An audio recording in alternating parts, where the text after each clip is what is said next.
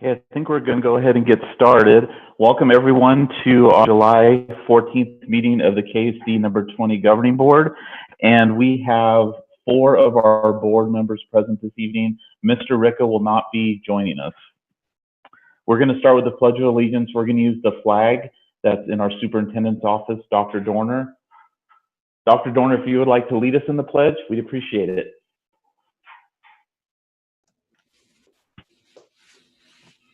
I pledge allegiance to the flag of the United States of America and to the republic for which it stands, one nation, under God, indivisible, with liberty and justice for all. Thank you, Dr. Dorner. And we are going to, if it's okay with the rest of the board, we are going to move a few of the agenda items. So we would like to, we are going to start with item number 4.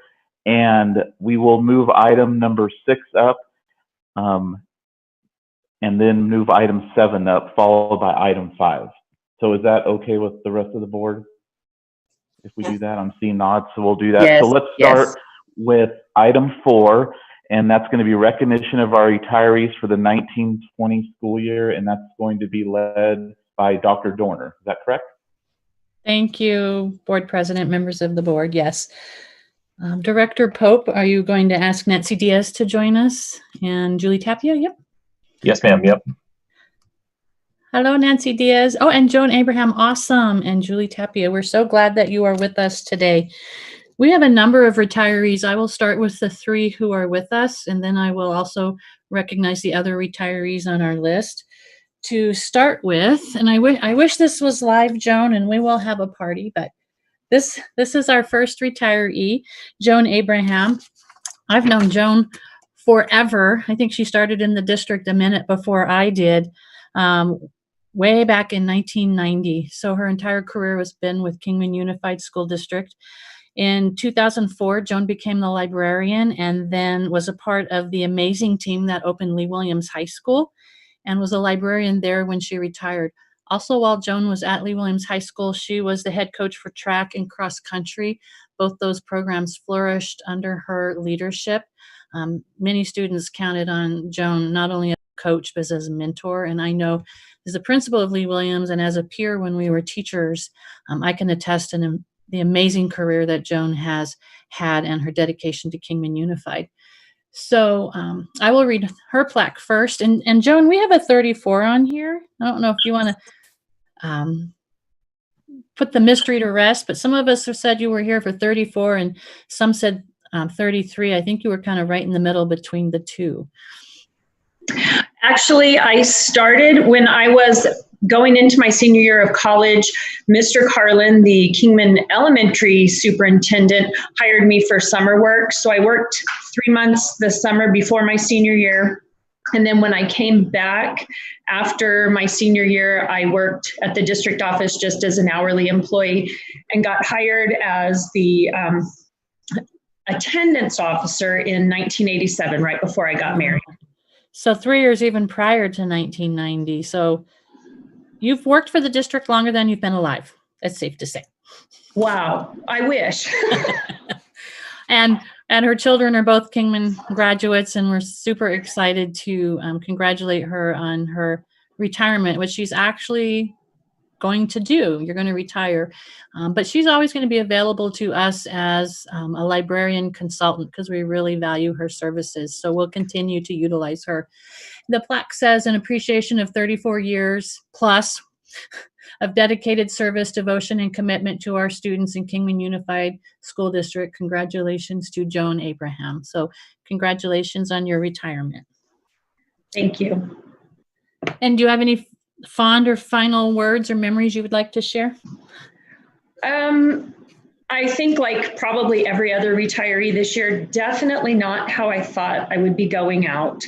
I'm a little sad I did not get to say goodbye to the students. Fortunately, I hope we get to go back and I hope I get to see them.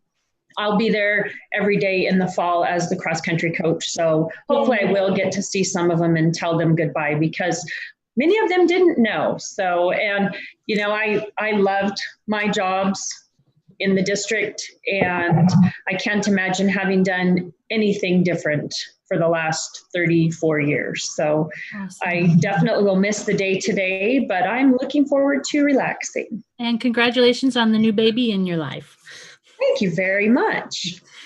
So good news about cross country is you can run 6 feet apart.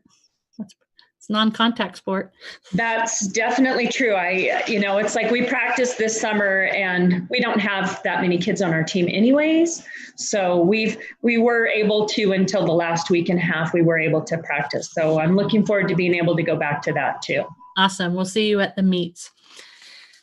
Our second honoree this evening, Nancy Diaz. You can see her on the screen. Hi, Nancy.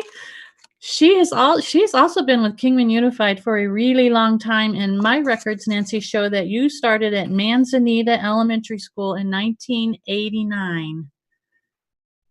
And that is amazing. So you've been, how many students have you added up? How many students have gone through your classroom from 1989 until now? No, I have not, but they've all been at Manzanita. So that's awesome. I had the pleasure when I was the principal of Manzanita to observe Nancy teaching on many occasions. And she's one of those teachers, when you sit in her room for an observation, you find yourself wanting to stay in there and participate. Aww. Because you feel the love and the relationship she has for kids. So we appreciate you, Nancy. And then we appreciate her so much that we've convinced her to come back. So she will be one of our retirees. Yes. And that is awesome. So any favorite fond memories of Manzanita or your years to this point? Oh, goodness. I never thought I would come here to Kingman and stay at the same school, but the fact that I've stayed at Manzanita for my entire career, I guess, says it all. So I've been very fortunate to stay in the same school, in the same hallway, not the same class, but the same hallway for 31 years, and more to come. So I'm hoping to do ESI and then come back, hopefully. So not ready to throw in the towel yet. Her girls are also amazing Kingman graduates. One of them is serving our country, and we thank you for that. Thank you. Yes, and I have one Kingman Bulldog and one Lee Williams. So they both love their experiences. And one is a vet tech and went to U of A, and one is in the Air Force. So awesome. They did a great job. We appreciate you, and we're super glad, like Joan, that we'll see your face this fall again. Yes. So congratulations. Thank you so much. I appreciate it. Julie Tapia. Do you have a camera, Julie, or are you going to just stay voice?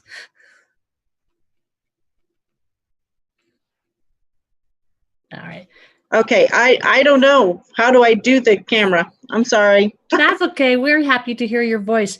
Julie has also been in our career in our district for a very long time. She started her career as an ELL specialist in 1988 at Palo Christi.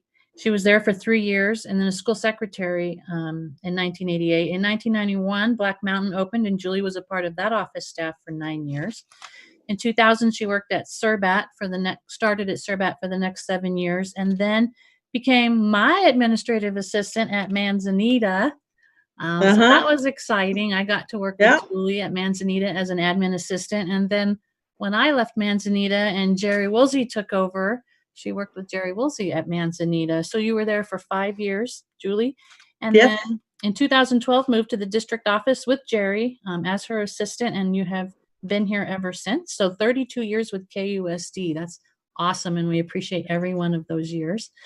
Thank you. Julie is also someone that we have convinced to come back. So she is retired, and yet we still, have her on our team. So congratulations. Thank you. You have the option of going whenever you want, but we do have her tied to her chair. So yeah. And we appreciate you. Any of your favorite memories or thoughts you want to share? No, I've just enjoyed the whole time that I've been there. It just doesn't seem like it's been 32 years. No, it goes quickly, doesn't it? Yes. Awesome. All right. Well, I look forward to seeing you tomorrow morning. Okay, thanks. Thanks, Julie. Bye. And then we have Dave Oder, who's not, I'll just go through the others. I don't want to skip anyone, but Dave Oder is retiring, and I want to make sure he was going to come, but I don't see him. Dave Oder started in 1994 with KUSD as the warehouse maintenance department employee. In 2006, he was the procurement specialist at the district office, and then transferred to dispatch and transportation. He has been with KUSD for 26 years. He is officially retiring. We will miss him. Most of us have had an opportunity to work with him in some capacity over the years. And he's just a tremendous human being with a kind heart, and he will be missed. Carol Gunderson, she started her career as a CTE teacher in 1996 at Kingman High School until she became the CTE coordinator in 2015. Carol spent 24 years with Kingman Unified School District. She's excited to retire and, as she states, move to her cabin in the mountains, be near her family, and she's really excited about her next adventure. She did a great job taking over for Amy West in the CTE department, and we really value what she has done to grow our programs. Deborah Stipsky, that's another employee I worked with way back in my early years at Wallop High School. She began her career in 1987 as an office staff member at Wallop High. In 1992, she started her teaching career at Wallop High Elementary and continued to teach there until she retired this spring. So we congratulate and thank Miss Deborah Stipsky for 33 years. Jeannie Cruz, I've been with her a long time too. She was my daughter's kindergarten teacher. She's been a lot of people's kindergarten teacher. She started in 1984 at Palo Christi. 1984. She worked at Surbat, Wallapai, and Manzanita, then most recently until she retired. So for 36 years, Jeannie Cruz molded the lives and influenced the lives of our littles. And that's hard to imagine for a lot of people. That's a lot of years with little folks, and she does a tremendous job. So congratulations to Jeannie Cruz. Peggy Guillot started with KUSD as a bus driver in 2000. 2009, she moved to dispatch, and in 2015, Peggy became the admin assistant for maintenance. Peggy just recently retired, and we really appreciate the 16 years that we worked with Peggy in our district. Rhonda Snavely is a preschool teacher in the KUSD preschool program for the last 10 years. And again, it takes a special person to work with our preschool and our students with special needs. And I'm sure Julie Beyer and the entire preschool program will miss her, and we congratulate her on 10 years with KUSD. Tammy Dixon started her career as a paraeducator in 2006 at Manzanita, and then in 2015 went to Wallapai School to work. And over her career, spent 13 years with Kingman Unified School District. And I've had the pleasure of knowing Tammy also, and she has done a tremendous job for our district. And then finally, Carol Ann Bowens started with KUSD in 2006 as a bus driver and drove buses for us for 13 years. And so it's really difficult to find and retain great bus drivers. So we're just excited that we had the fortune to have Carol with us for those 13 years, caring for our kids from home to school and back. So that concludes our list of retirees. I really appreciate Nancy, Julie, and Joan for joining us live. One more round of applause for you and all of the other retirees.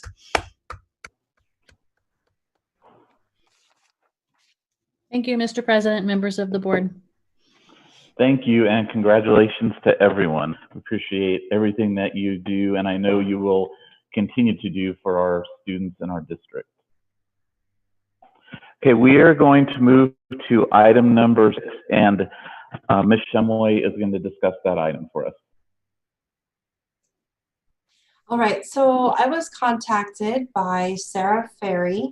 She is the president of Kingman's Main Street Subcommittee. She also owns West of 3rd downtown on Beale Street. And through her partnership, she has had a lot of conversations about what downtown could look like. And conversation came up about Palo Christi's playground and nature trail. And she was giving me all these ideas and stuff, and I said, we need to hear you formally. So I have invited her tonight to kind of speak to that, if you all want to hear her, she is here.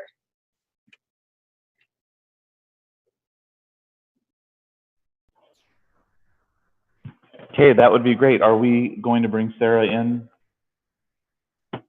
She is in. I show that she's muted. Hi, Sarah. You have the floor. Hi, thank you so much. Hi, everybody. Hi. First, I want to say good evening and thank you all so much for giving me your time tonight. I know that you have some important things on the agenda, and it's a challenging time right now, and I feel for you all and everybody. And I want to say congrats to all the retirees as well. So I want to talk to you a little bit about this crazy idea that I had. Let's say crazy, wonderful idea and see how you guys feel about it. So I am coming to you today as a community member and the president of Kingman Main Street. It's a nonprofit organization, and we're dedicated to the revitalization of our historic downtown. So the idea came about when I was walking around with my family downtown. We live downtown. I've lived in Kingman my whole life, and so I know the area quite well. And I was walking past Palo Christi, and I took a look at that playground, and I know a lot of us love Palo Christi, and we have a lot of history there. And I looked at that playground, and I said, we may not be able to do anything at this moment in time with our Palo Christi school, but the playground can still be used. It has a lot of potential. And at this time, it's really just sitting, and the sun is doing its thing. So I wanted to share with you the idea. And the idea is that with some partnerships, it could possibly be a public fit park for all ages and abilities. So you guys probably know that right now the equipment that's there is geared towards kiddos, of course, and it's the fitness kind. I would argue that it's maybe some of the best, nicest equipment we have in Kingman at this time right now, although Fireman's Park is looking really good right now too. So thanks to that remodel. So with partnering with other organizations, I think, and businesses and nonprofits, I think that we could clean and maintain the current equipment that's there. I think that we could work with these partners to fundraise for new equipment for all ages and abilities. So we could look at equipment for disabled and elderly people in our community, maybe stairs with rails that go up and down. I looked at a lot of different things, and I'd love to share more of this with you if you guys like the idea. We can come back at another time. We would like to do a walking path throughout the park. It's inspired by Mrs. Hackley's Nature Trail. And it would be an educational walking trail with native plants and placards describing the plants and animals, and maybe some QR codes where you could do a guided walk. This would be accessible to all abilities as well and ages. Potential partners. Now, this is really important to me that I just clarify that we have not gone before the city council to propose this idea, and we have not gotten approval from the city or the staff. We felt that, and with Jen's guidance, that it was most important that we came to the school board first, because this is your property, and so we wanted to seek your approval first before making any plans. So just so you know, these are dreams and potential partners. Some of the potential partners are nonprofit organizations like Rotary, Venture Club, and Colorado River Area Trail Alliance. The Colorado River Area Trail Alliance is the group that builds and maintains all of our trails in Kingman, all of our trail systems. So they're very good at building trails, and they'd love to help and be on board. The nonprofits, so I just told you the nonprofits. So the organizations, different organizations that we can work with are organizations like the BLM and KRMC. And both of these organizations have some grant opportunities available. So the BLM would be an educational grant. And I've already reached out to Matt Driscoll and just to see if they might be interested at the BLM. And he said that all of their educational resources could be available to us if you all approve. And they have a grant, an educational grant that could be available for the nature trail only. The KRMC has a community health and wellness grant, and that could help to fund some of the different additions. Businesses and community members. So I don't know if you all know, but each of our downtown businesses that are our fitness community are all unfortunately leaving our downtown. And I think that maybe it has a little bit to do with the COVID, but they are leaving. We're losing our yoga studio. We're losing Shift. Anna is moving, and she's a big part of our downtown, the CrossFit gym. So we went from having a lot of different fitness clubs to not having any at all right now. So the fitness community would like to be a part of this. Vision Landscaping would like to partner. Local contractors and the Friends of Palo Christi School. This project would bring together community partners to benefit people of all ages and abilities and socioeconomic status in a location lacking in physical and mental health resources. Please consider this positive community project. Any questions? Thank you. Thank you, Sarah. I think your ideas sound great, and I, as a board member, would want you to move forward with them. I'm sure the other board members feel the same way, but I think the starting point would probably be to work with maybe Dr. Dorner and Mr. Catron. Would you agree, Gretchen? Yes, and Mr. Sherman, in case there's any financial or auditor or any other implications. We'd love to have a meeting with you, Sarah. Thank you. Thank you so much, Gretchen. I really appreciate that. So we'll set that up. I know how to contact you over social media, and then perhaps you can email Starlet Singer, the board secretary, and then she can help us arrange a meeting. Okay, that sounds great. I'll do it. Awesome. Thank you all so much for your time. Thank you for your time. Thank you I for appreciate reaching out, you guys. Sarah. Bye. Bye.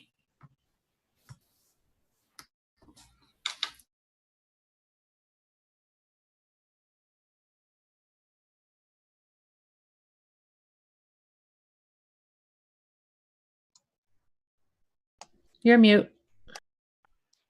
Sorry. Need more practice. Okay, we're going to move on to item 7, which is actually item 6. Discussion report of food service with Chartwells for the 2019-2020 school year.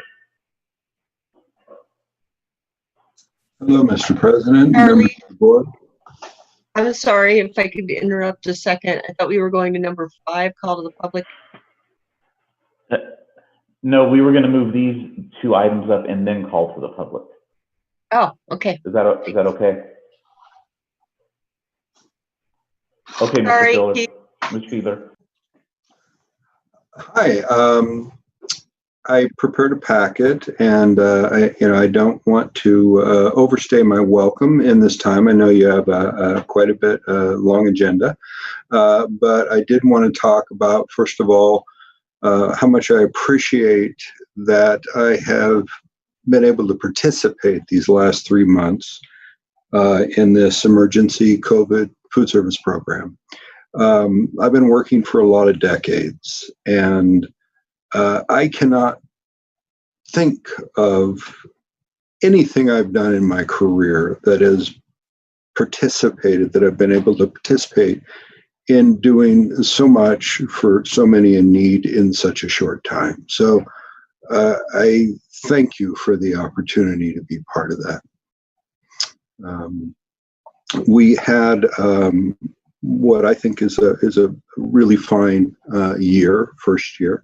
It was certainly challenging, but we were able to identify those pivotal items that I mentioned in my presentation for you in the paper I sent you.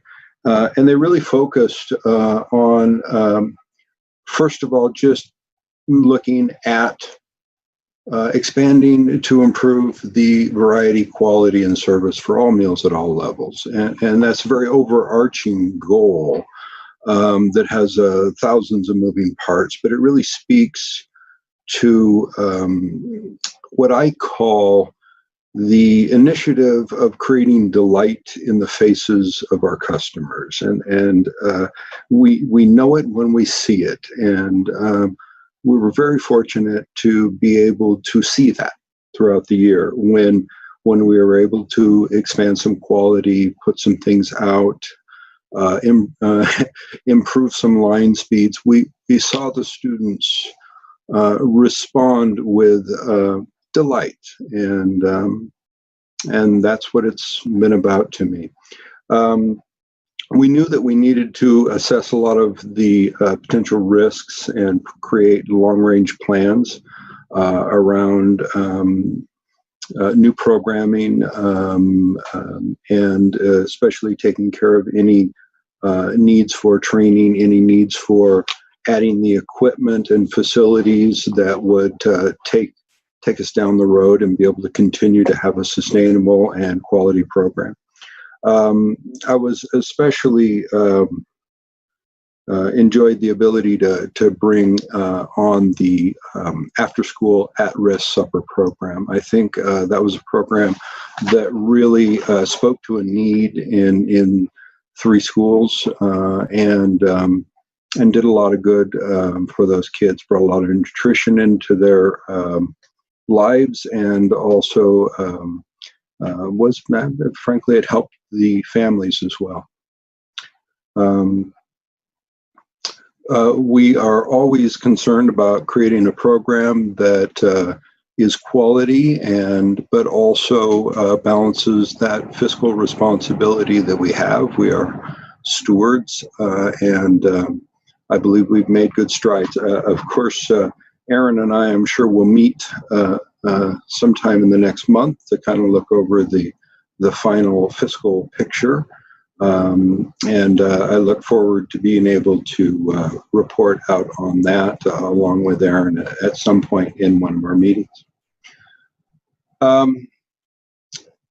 Obviously, in this program, we strive to meet the highest level of program compliance on a federal, state, and local level. And we had a good year where we were able to meet those thresholds, and then also identify some areas that needed to be shored up. So we'll be looking forward to shoring up some of those areas in the years to come.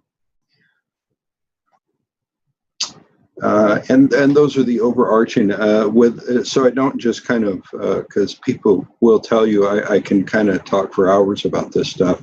So I'm trying very hard not to go down a rabbit hole on these issues. So if you have any areas that you would like me to talk more extensively about, I would really love to respond to some specific questions.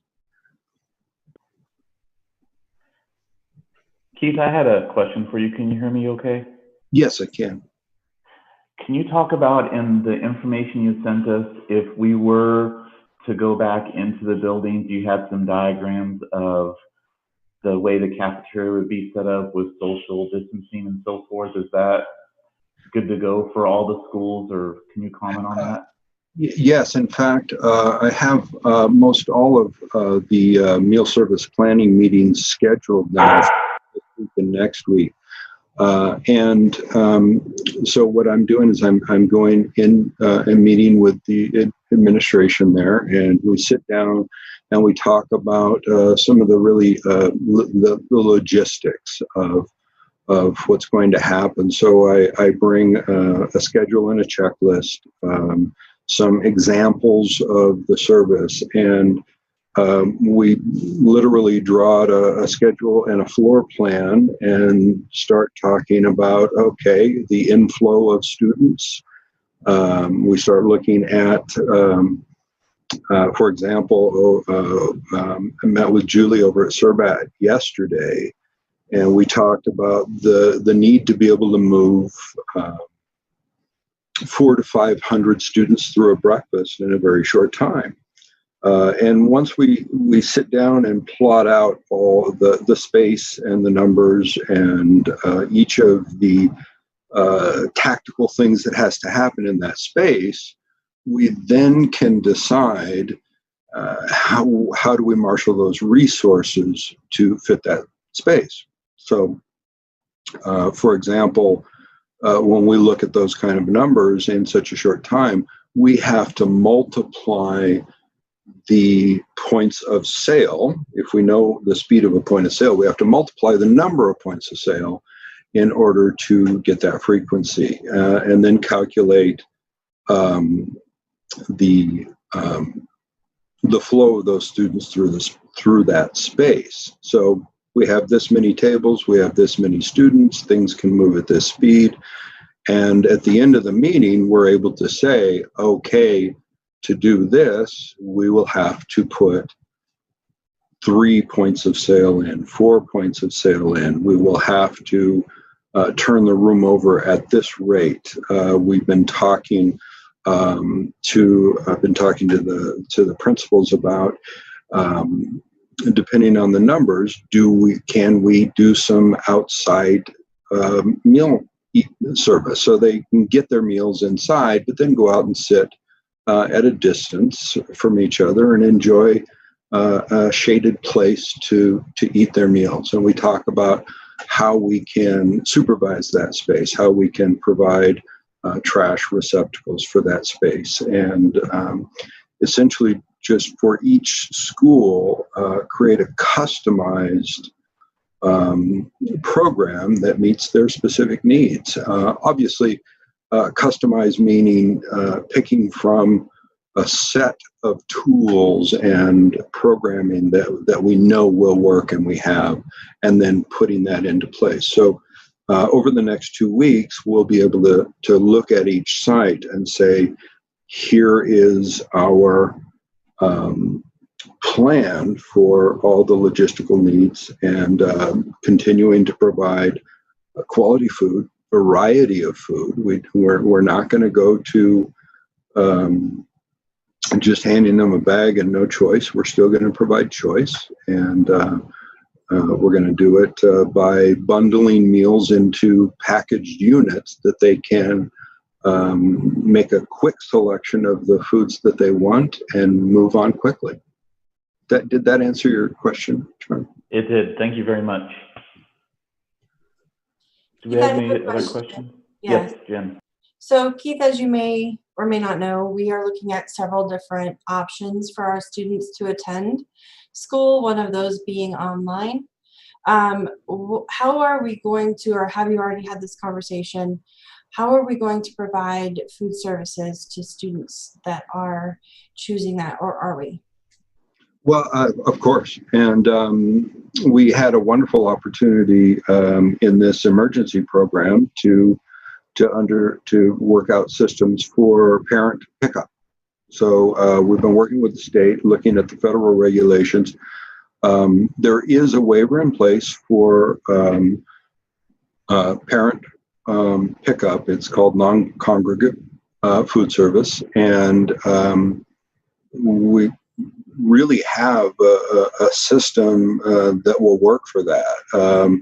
The parents will be able to come and pick up. We're looking at making them a card, a temporary card that would list their students and their student names, so that we can identify the enrollment school of that student. But as I said, we had a great opportunity over the summer to practice how do we put together a bundle of a week's worth of meals, and parents can come and pick them up, and those waivers are in place.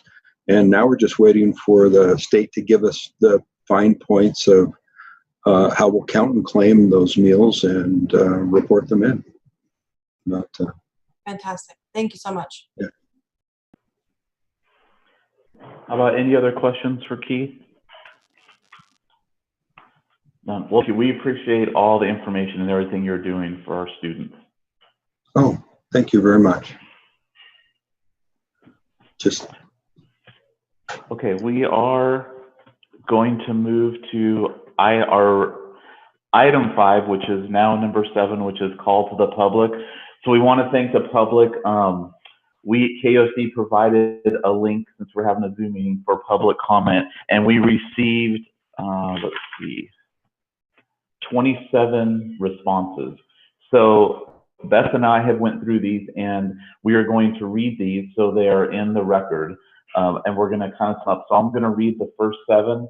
If something happens where you can't hear me or my audio goes out, please let me know. The first comment is from Ken DeVault, and his statement is, to whom it may concern, I would like to ask that you open up in-person classes and face-to-face learning for our children. We feel that our students need this in-person education as well as the social aspects of regular school. Thank you for your consideration. Comment number 2 is from Ryan Reed, who is the mother of Dylan Phillips, who is in 8th grade. To whom it may concern, I am for my child going back to school in a classroom setting. If you like more of my opinion on this, I'm happy to share. Item 3 is from Laura Gustafson, and she says, I'm writing to you to voice my opinion on the need for in-person learning to begin August 17th. These kids have been out of school way too long already. If they can be in the classroom and maintain safety measures, I don't see why they cannot return. Remote learning doesn't work, especially for those with higher needs. Most parents are now back to work and don't have the time to teach, monitor the online teaching of our children, especially when we are still paying for teachers with our tax dollars. Underpaid medical workers have put their lives on the line throughout this entire pandemic. I'm not saying an at-risk teacher should do the same. However, I'm sure there are many who are willing to take the risk to help better lives and futures of our kids. These kids have been stuck at home, stressed out, and have had all of their activities and social interactions taken away from them for months. At what point decide that their mental and physical well-being is just as important as saving our seniors with pre-existing health conditions? In reality, the risk of a healthy child dying of COVID is less than getting hit by lightning. These kids need to get back to a routine and some form of normalcy. This virus could be around for a year or more before there is a vaccine. Our kids don't deserve to have their lives placed on hold any longer. Please return those who wish to the classroom. Thank you. Okay, item number 4 is what's submitted by Susan Collins, NBCT K5 General Music, Manzanita Elementary School, Kingman Unified School District number 20, Kingman, Arizona, and she lists the website, Arizona Hope Street Teacher Fellows. Ladies and gentlemen of the board, thank you for your conscious leadership throughout the season of unprecedented challenges. I know that you have had a huge amount of information to consider and sift through in making decisions, and not a lot of time to go through that process. I have struggled with realities of distance learning. I miss my students. I miss my colleagues. I miss the energy of being in school in person. I miss having materials and supplies in my classroom at my disposal. I worry about students that are in non-support and dangerous environments. I know we have equity of access issues with technology and internet access.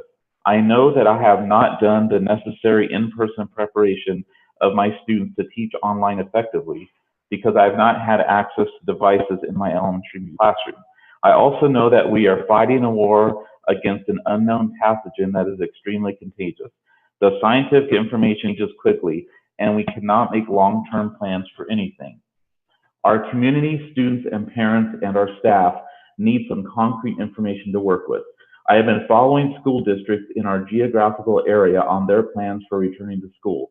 The ones that make most sense to me are placing health and safety first and making a decision 1 quarter at a time. I strongly encourage you to implement distance learning teaching for the entire 1st quarter with assurances and plans to inform all stakeholders of plans for the 2nd quarter in a manner that will allow for the arrangement of logistical needs, childcare, supervision of learning, etc. I know that you will continue to provide strong leadership as we navigate these uncharted waters. Number 5 was submitted by Dave Rice, teacher, Sandy McCoy, Positive Alternative Campus President, Kingman Education Association. Ladies and gentlemen of the board, I can only imagine that you feel pulled in many directions of late. Genuine guidance from the powers that be has often been ambiguous and shifting. While there are political, economic, and political concerns that must be weighed, it has been made clear that parents, students, educators, administrators, school board members, and community members across Arizona consider the health and safety of our population to be of paramount importance. To that end, several school districts, universities, and community colleges across the state, including Mojave Community College, have already announced that they will begin their fall semesters with either no or very minimal in-person classes. Data confirmed that Arizona and KUSD educators are in favor of delaying the start of in-person instruction until we see a downward trajectory of cases, low community spread, sufficient contact tracing, and robust hospital capacity. We must open schools, but at the same time not lose sight of that which is most critical, the health and safety of our community. With this in mind, our actions should take great care not to make an already poor situation even worse. While it is regrettable, in light of recent projections, it is unfortunate necessity that KUSD reopen its school, implementing an all-virtual platform at the start of each term. Okay, I think I have two more, and then we'll let that go. Well, number 6 was submitted by Tawny Kaufman and James Kaufman. To whom may concern, I have heard some whispers of in-person learning not opening back up until the 1st of next year. I would like to express my concerns with this. Kids are alone while parents are working. We have had one suicide already recently, and it does become a trend. These kids need to socialize. Some, such as my daughter, this is all the social interaction they get. I'm at work all day and home. She needs that. Both my kids need sports. They need agility, and they need their teachers. These are very important times in these kids' lives, and some of them need to be out of the house. I'm afraid they're hurting them more than the virus can. Please allow my kids to be back in school. They need it. This town needs it. Thank you for taking it to read this email. And then number 7 was submitted by Kim Finch. She lists her phone number 928-279-2634 and her email address. I believe these kids need to get back to school and in the classroom with a teacher. My husband and I both work full-time and will find it difficult to be able to help our children. I didn't go to school to be a teacher. Kids need to be around other kids, learn from the teachers, and be able to be in an atmosphere that we all have the experience to be a part of. I don't think online school will go over here. We don't have a great internet provider in our area. We had here and it was horrible. Data math is horrible, and now we have Suddenlink, and that is horrible. What are we supposed to do? These kids are already being punished, and they shouldn't. We need to get them back in the classroom and hands-on learning. If you or someone you know are afraid, then they can simply stay home and let the ones who are not afraid go to school. Thank you. Okay, and I believe Beth is going to do 8 through 12. So number 8, can you hear me okay? Okay. In the event, this is from Ronald Bear. In the event that the governor keeps schools closed, we cannot have schools fluctuating between online and back in person while the virus works its way back down. We need to have stability in the class and with our students and for the parents. The reason is that if he opens schools 3 weeks after we start online, say, and then we jump back into the classroom, the students who will have online teachers are now going to shift to different teachers who have no real idea where the kids are as far as standards in the classroom. For that reason, we need to stay for at least the rest of the term. Ideally, this semester would be best, but with a 1-week break between terms would allow teachers to get ready for the transition. Staying the semester ensures that if there is indeed a late fall outbreak, we are not having to jump around. This would allow a common start point for the start of the second term or semester, as all semester exams are the same for schools at the secondary level, meaning that we have a common endpoint. It would eliminate problems of transitioning to online teachers in areas of Cambridge or even Plato. Will not have a common start point, and the instructor will have to make a determination as to what has been taught. Okay, number 9. This is from Wallace Alexander. If we open the schools for online learning only, I would like for us to continue that format for at least a quarter or the first semester. Anything less than a quarter does not provide enough stability for the parents in our community to make work and childcare choices. It makes it difficult for our students to settle into a routine and also makes planning for them difficult. Thank you. Number 10, this is from Lori Bowers. To whom this may concern, I am the mother of an 18-year-old whose graduation was stolen from her. She had no choice but to move on with her life without a chance to say an appropriate goodbye to the friends she called family and the staff she called friends. Her school and friends meant everything to her, but not nearly what it means to so many others.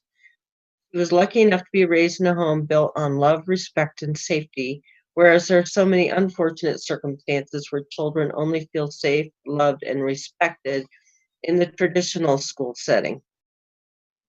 Kids that are abused, rejected, unfed, and mistreated rely on school as a place of protection and safety just as much as a place to learn.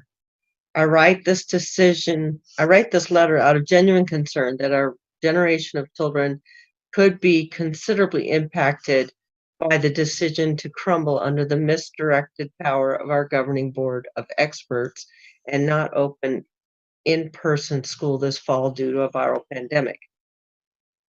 When I say considerably impacted, I mean in such a negative way that lives will be lost, ruined, tormented, and disrupted so catastrophically that it will be detrimental to society as a whole, quite possibly doing substantially more damage than any virus. Domestic violence and child abuse rates are up due to tragic economic dives, depression, and isolation.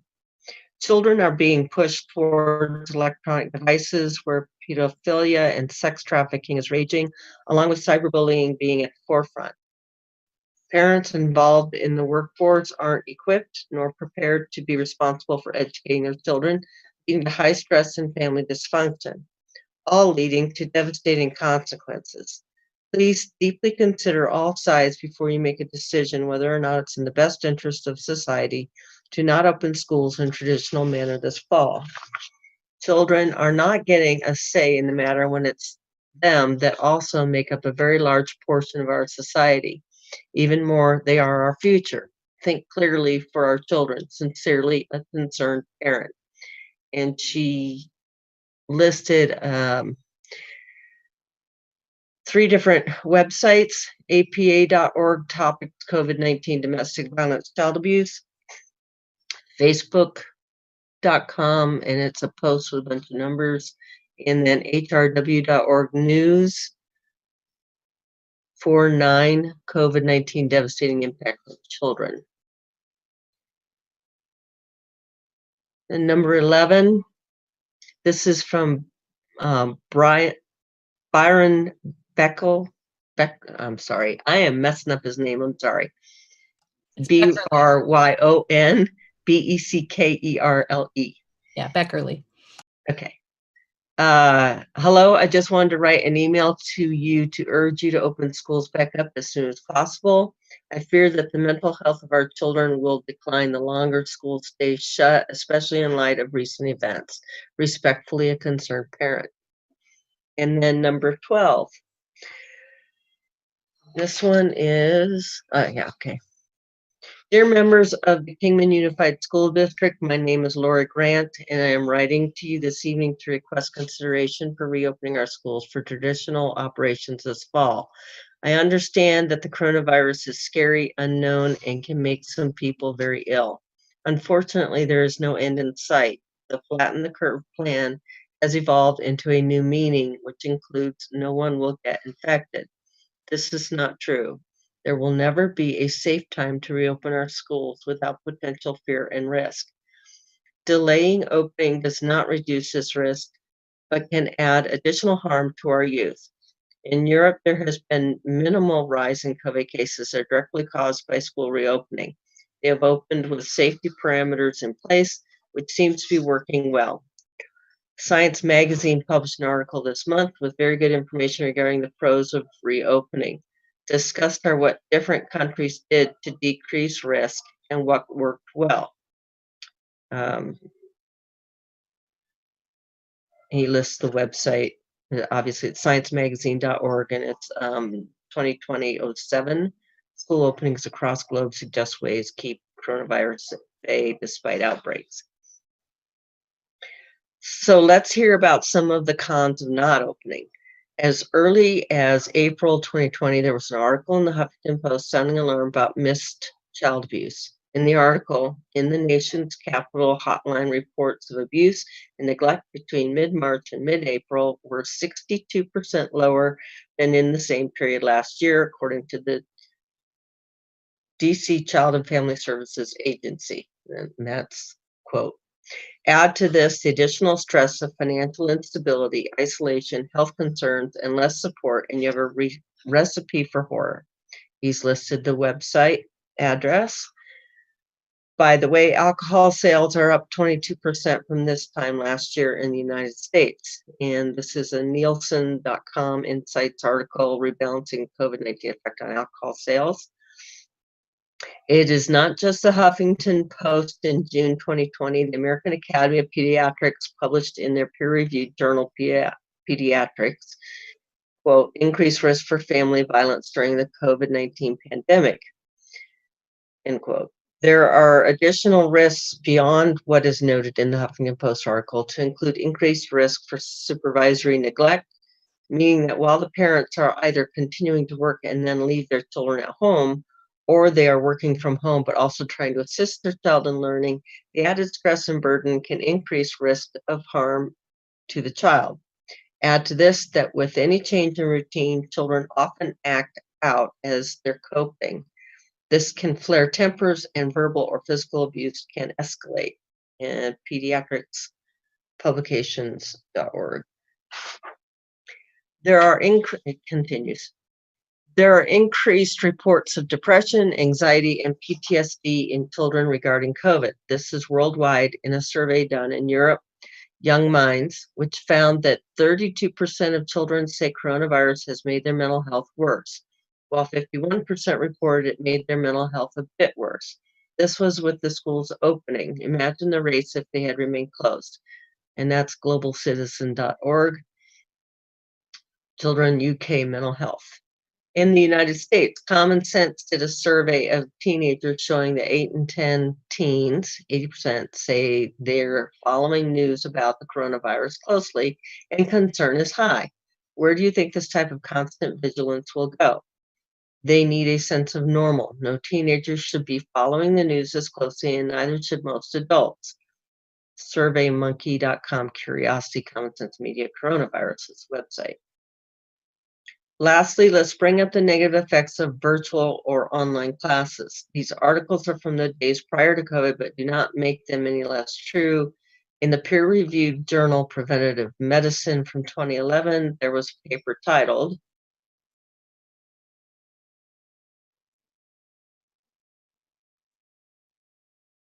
I think it got mixed up on the paper. It's not there. But he goes on, quote, screen time and risk behaviors in 10 to 16-year-old Canadian youth, end quote. The objective was to determine if increased screen time caused an increased risk of high-risk behaviors. It was found that high computer use was associated with approximately 50% increased engagement of multiple risky behaviors. This was only moderately seen with television screen time. The lowest 25th percentile was less than or equal to 2 hours of computer screen time. So the high-risk behavior was correlated to adolescents who spent more than 2 hours on their computer a day. As the usage increased, so did the high-risk behavior. High-risk behavior included current smoking, lifetime drunkenness, current use of seatbelts, lifetime illicit drug use, and non-use of condoms during most recent sexual intercourse. And then it's a long website coming from a very strange bunch of numbers. Anyway, in another article from JAMA, J-A-M-A Pediatrics in March 2019, Association of Screen Time and Depression in Adolescents, assessing depression rates from screen time. For every 1 hour screen time, there was an increased risk of depression. In their findings, quote, the results of our study do not support the displacement hypothesis, stating that all screen time has negative consequences for mental well-being. Video games and television did not increase the risk of depression. Instead, social media and computer screen time increased depression rates and decreased self-esteem, end quote. JAMAnetwork.com journals. The mental and emotional health of our children is at risk. COVID is a fierce virus that can cause harm, but so can the current recommendation. Please allow our kids a sense of normal. Allow for mental and social support to be renewed and developed. Apply safety measures if needed, but please open back up a traditional face-to-face learning. Sincerely. That's done. Okay, thank you, Beth. And I will do 13 through 19. And I wanted to remind the public that we are not allowed to respond to these, but we can ask our administration to put an item on a future agenda if any of the board members would like. Number 13 was submitted by Brian Grant, school board president, vice president, board members. I sincerely hope you take into consideration all concerns from both sides of the argument to reopen our school district. We need to reopen our schools through any means necessary and offer the parents the option as how to proceed. The parents should have the ability to decide what is right for their child and their child's education. We need to get our kids back into school soon. We need our school to have social interaction with friends, teacher-student interaction for learning, physical education for their brains and bodies, library, and specials. History has taught us that we suffer lasting consequences when we close schools. World War II saw an increase in delinquency, decrease in literacy, and anguish among many children in Europe. We may not be closed for war, but the ideas, the consequences are parallel. We need to combat the decline in education at KUSD. Online schooling is not an absolute power. It is not the best KUSD can offer to our children. Electronic monitors, YouTube videos, Google Classroom cannot see a child struggling, cannot see the alarming behaviors being presented by a child, cannot promote discussions or give much needed explanation on items others may deem as easy. Online platforms do not allow a teacher to see abuse patterns, malnutrition of a student, or other mental health problems that may be developing. Social cues from other students are non-existent in an online learning platform. Social interaction is limited to what the camera shows, not what the eye can see in the environment. Online learning does not promote fitness, nutrition, and exposes to different environments for children.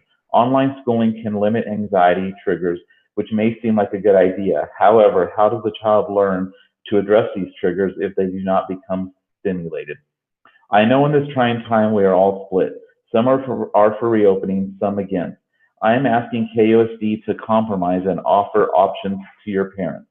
Offer online for those that can learn from home, those that will not be left alone to fend for themselves, those who have personal beliefs that keep them from attending traditional schooling, etc. For the others, offer in-classroom teaching, traditional, with normal operating hours, normal school scheduling with requirements set forth by the state, i.e. hand sanitizers, hand washing, days off for sickness with little consequences, etc.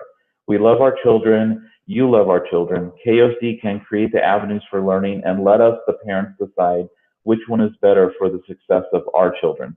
Please reopen our schools to include traditional classroom teaching with no operating hours and schedule. Thank you for your time and consideration in this manner. Number 14 is submitted by Chris Moore. I wanted to write you regarding my fear as a parent about my child not returning to in-person learning at Manzanita Elementary with the rest of her peers on August 17, 2020. I have been fearful each passing week as we get new information and new closures, hoping that our youth won't be negatively affected any more than they already have been. I have a daughter, Haley Moore, that is going into 4th grade and has been in the accelerated program since 2nd grade. She is a straight A student and well loved by her fellow students and staff alike. I am overcome with worry that if she is forced to do her work online only, she will be losing so much of the important social aspect that school provides, and also the academics she is accustomed to, as my wife and I both work full, me, and helping her with her studies will be beyond difficult. We are not school teachers, nor do we have the training, knowledge, or experience to be a school teacher. I'm sure you have many factors to consider when making these decisions. However, I hope that you listen to the voices of dedicated parents and kids that wish more than anything to return to normal school ASAP. Even if temps have to be checked and masks have to be worn, it's so very crucial that our children return to learning. They've had way too much me off already. I think it's supposed to be time off already. I appreciate your time and hope that majority rules to have our kids back to school August 17th in person and not online. Number 15 was submitted by, I think it's either Kaya or Kia Moore, K-I-A Moore. I wanted to write you regarding my fears as a parent about my child not returning to in-person learning at Manzanita Elementary with the rest of her peers on August 17, 2020. I've been fearful each passing week as we get new information and new closures, hoping that our youth won't be negatively affected any more than they already have been. I already read that. I'm sorry. Hold on. You had a Chris Moore and a Kaya Moore. It was the same letter. Did they just put two different? Oh, okay. Okay, so yeah, I'm sorry. So it is the same letter. So I won't read that one, but it was submitted twice. And that one was by Kaya Moore. Yeah. But it is the same letter. And I also want to mention that these will all be in our record. Star will make sure she puts those in there. So number 16 was submitted by Sharon Noak, or Noki, N-O-A-K-E. Noak. Noak, thank you. The schools need to open in the fall ASAP sooner than later, and they need to be without masks and without partitions. Children need to be involved with each other, not separated to promote mental health as well as physical health. The science dictates a strong immune system comes from interaction with each other, not from separation. The idea of a vaccine is a hoax first and foremost, because there is no vaccine for coronavirus. So we need to strengthen our immune systems, our children to immune systems, and get back to regular life, which includes school in the classroom. Also, no alter scheduling. Okay, number 17 is submitted by Heidi Beidinger, parent to 4 school-age children, business owner, and 2nd grade teacher. To whom it may concern, I am writing in regards to the opening of the schools for the 2021 school year. Schools need to be open for in-person education on August 17th. Our kids need their teachers, their peers, and the stability that public education gives them. In the past 4 months since COVID-19 and the lockdown started, I've seen adults and children alike change in a negative way. Studies have shown that domestic abuse, alcoholism, drug use, and suicide have all gone up since then. I know several teenagers whom have either attempted suicide or have sadly been successful in taking their own life since the lockdown began. It breaks my heart to know that these kids are being forced into a life of isolation with absolutely no outlets to help them. When school shut down this spring, do you know what kept me awake at night? Those kids who relied on coming to school every day to see a smiling face, their teachers and peers, and interact with people in person. I have students who saw me as their safe place. That was ripped away from them. All humans need human touch in order to survive, but kids especially. There have been so many studies that have been done on this topic. Human touch leads to decreased violence, stronger immune systems, with overall well-being. Hugs from teachers and their peers are beneficial to our kids and are not possible via online education. I also worry about the huge education deficits that our kids will be facing if you choose not to open up schools for in-person learning. Kids learn best in the classroom with hands-on experiences, small groups, and teachers who can work one-on-one with them periodically throughout the day. By the time we start back up on August 17th, our kids will have been out of school for nearly 6 months. To go back to strictly online education would be a travesty. Online learning lacks immediate feedback, interpersonal relationships, fidelity, and accountability. All children learn differently, and online education only speaks to those whom are self-motivated and who are visual learners. We are not. We are not reaching those children who learn better musically, socially, or kinesthetically. There you go.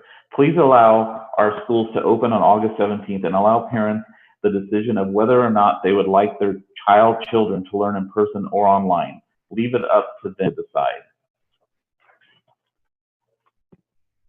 Okay, we are on number 18, which was submitted by Nona King. 1 second, sorry.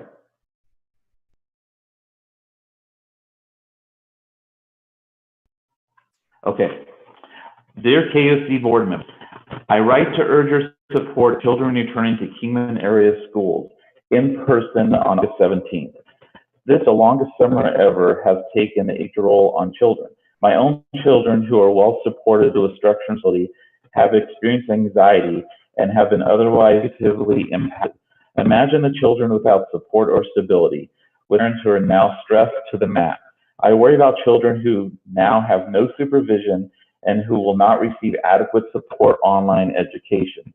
Many children who have the benefit of supervision are in congregate care with as much exposure as learning environment, but without the educational fulfillment.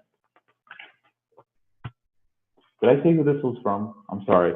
Nona King, Manzanita Elementary 5th grade teacher. Okay. Sorry about that.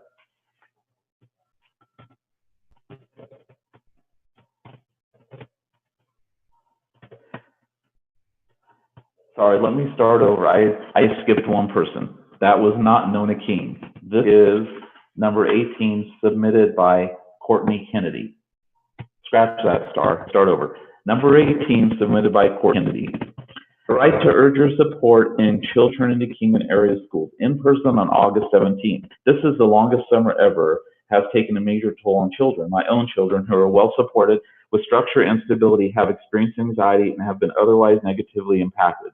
Imagine the children without support or stability, with parents who are now stressed to the max. I worry about children who now have no supervision and who will not receive adequate support for an online education. Many children have the benefit of supervision, are in congregate care with as much exposure as a learning environment, but without the education component. Please, for the benefit of our children's education and well-being, and to meet the needs of our community, return children to school. Sincerely, Courtney Kennedy. Okay. Number 19 is submitted by Nona King, Manzanita Elementary 5th grade teacher. I have to pause for 1 second. I need to get some water. I'll be right back.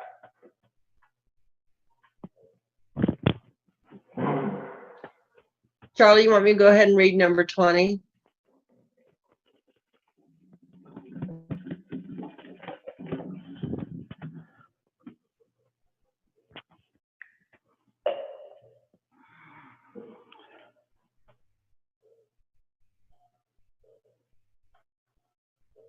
Sorry about that.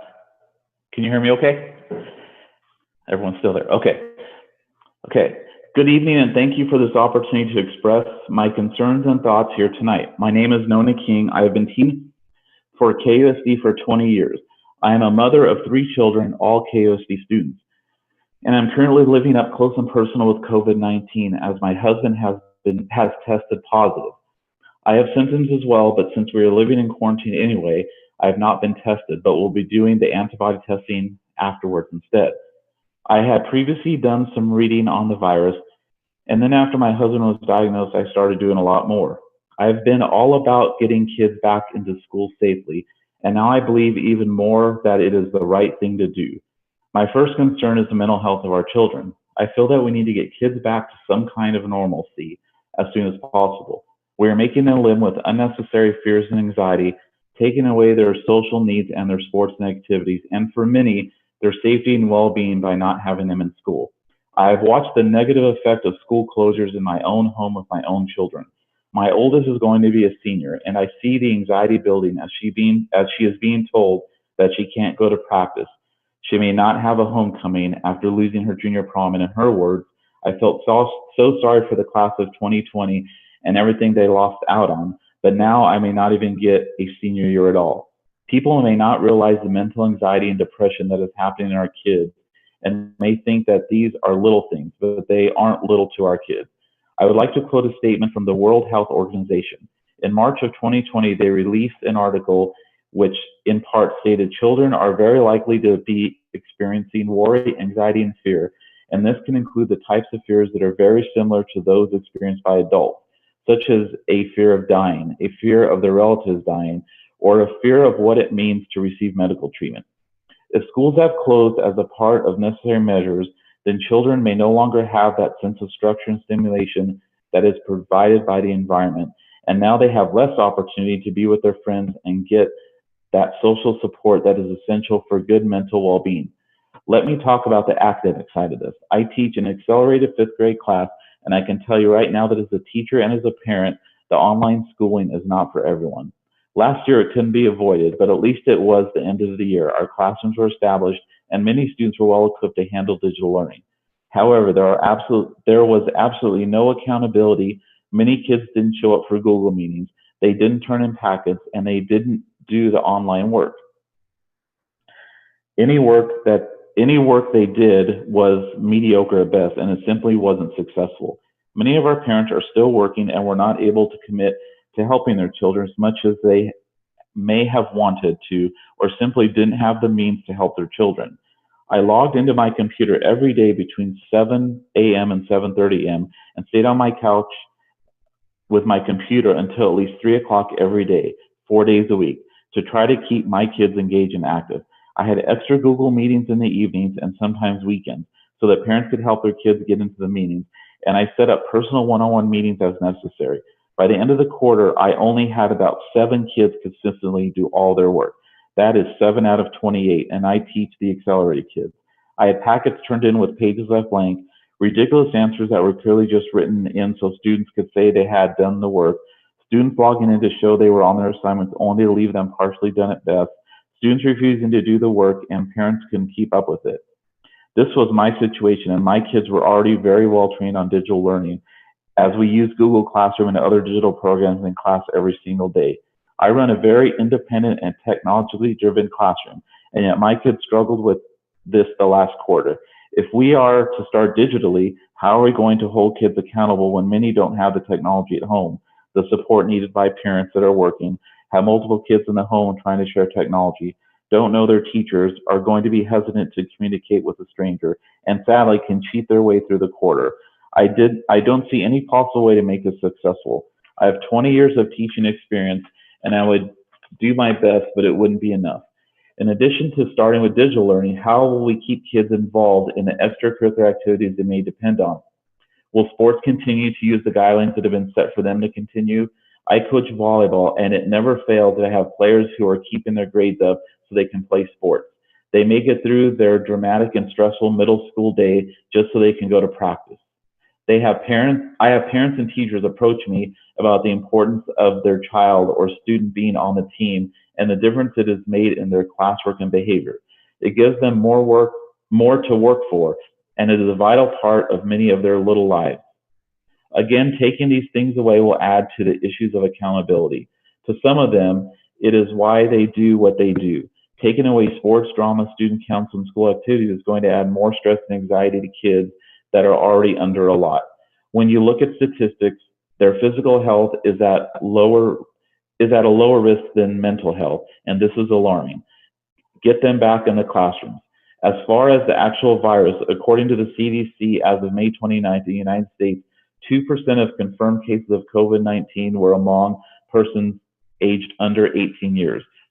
My personal children have all been exposed. My personal children have all been exposed by their dad, and none of them will have symptoms, and none of them have any symptoms at all. The doctor said they probably all have it, and because of their ages, will likely never show any symptoms. So far, this appears to be the case for us. In addition, the AAP has a list of principles that schools should be considering. I have read KUSD's proposal to return to learn and feel that we can meet those necessary needs. With the AAP principles in mind, the AAP strongly advocates that all policy considerations for the coming school year should start with the goal of having students physically present in school. The importance of in-person learning is well documented, and there's already evidence of the negative impacts of children because of school closures in the spring of 2020. Lengthy time away from school and associated interruption of supportive services often result in social isolation, making it difficult for schools to identify and address important learning deficits, as well as child and adolescents' physical or sexual abuse, substance use, depression, or suicide ideation. This in turn places children and adolescents at considerable risk of morbidity and in some cases mortality. Beyond the educational impact and social impact of school closures, there has been substantial impact on food security and physical activity for children and families. Ask yourself, is their mental health not as important when the COVID numbers in children are so low? As far as staff concerns, I know that we do have staff members that are at higher risk, and I understand their concerns. Having said that, there are a few documented cases of child to adult transmission. So as staff, we need to use some common sense. If you're feeling ill, stay home. We have sick leave for a reason. If it needs to be used, use it. Also within the schools, we can help by not having in-person staff meetings. We went through the spring doing online meetings and they seem to work just fine. We can continue to do this to keep adult to adult contact at a minimum.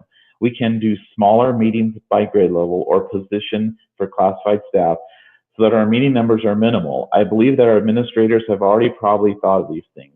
Clearly, safety is and needs to be a priority, but I think we can all work together to make it work. Clearly, the Return to Learn document is very well thought out. The article that really had an impact on my thinking was an article on filter-free parents. In the article, the AP is quoted numerous times. Here are some quotes that I've also added, and I've also added a link to the article so you can read more if you'd like to.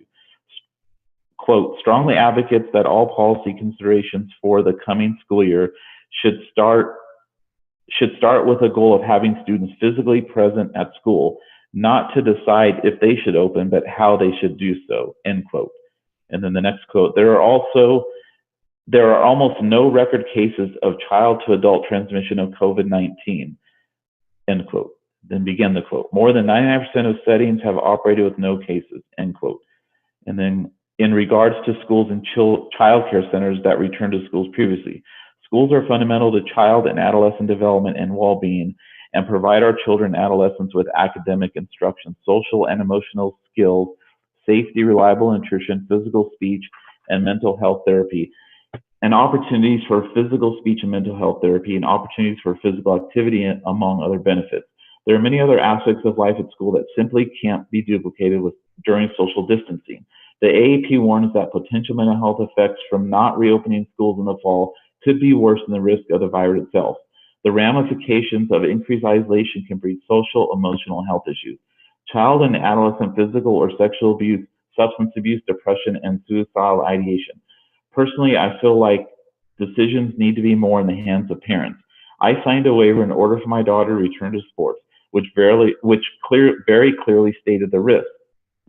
I believe that as a part of the registration process, we need a waiver to return to school. Since we have the option of online school through the district, those that don't want to sign it do still have the option of digital learning. As your child's parent, do your best to stay informed in this first shifting news climate. Gauge your own child's mental health, your own, and consider any medical issues that may put him or her or your family at risk in terms of coronavirus transmission. Then make the decision you think is best for your family. Please let parents be parents. Let adults think for themselves. For me, I'm literally living this in my home, and yet I wouldn't hesitate for a second to send my children back to school, back to what they need, back to some form of reality. Okay, that was Nona King. So Beth is going to do number 20 through 24. Okay, number 20, dear board members, I will make this short and to the point. I know you are meeting today to decide how we will go back to school. I'm worried about our students and families if we go back to school just online. Our students are so behind already due to closing schools last spring. Many students and families don't have the technology and know how to complete school online. Parents need to work, and if schools aren't open, parents will have to send their students to daycare or even quit their jobs to be home with their children. If children can go to daycare, then why not school? Consider an AB schedule to make it more safe for students and teachers to return. Then supplement with online, or let parents choose to keep their children home if that's what they prefer. Please let us start back in person, but do it in a safe manner. I appreciate your consideration. Thank you. That was from Betty Schoolmeister at Manzanita Elementary School. Yes, Schoolmeister. Number 21. To whom it may concern, I feel the start of the school year should be moved back another month in order to monitor and evaluate the current spike in cases of COVID-19.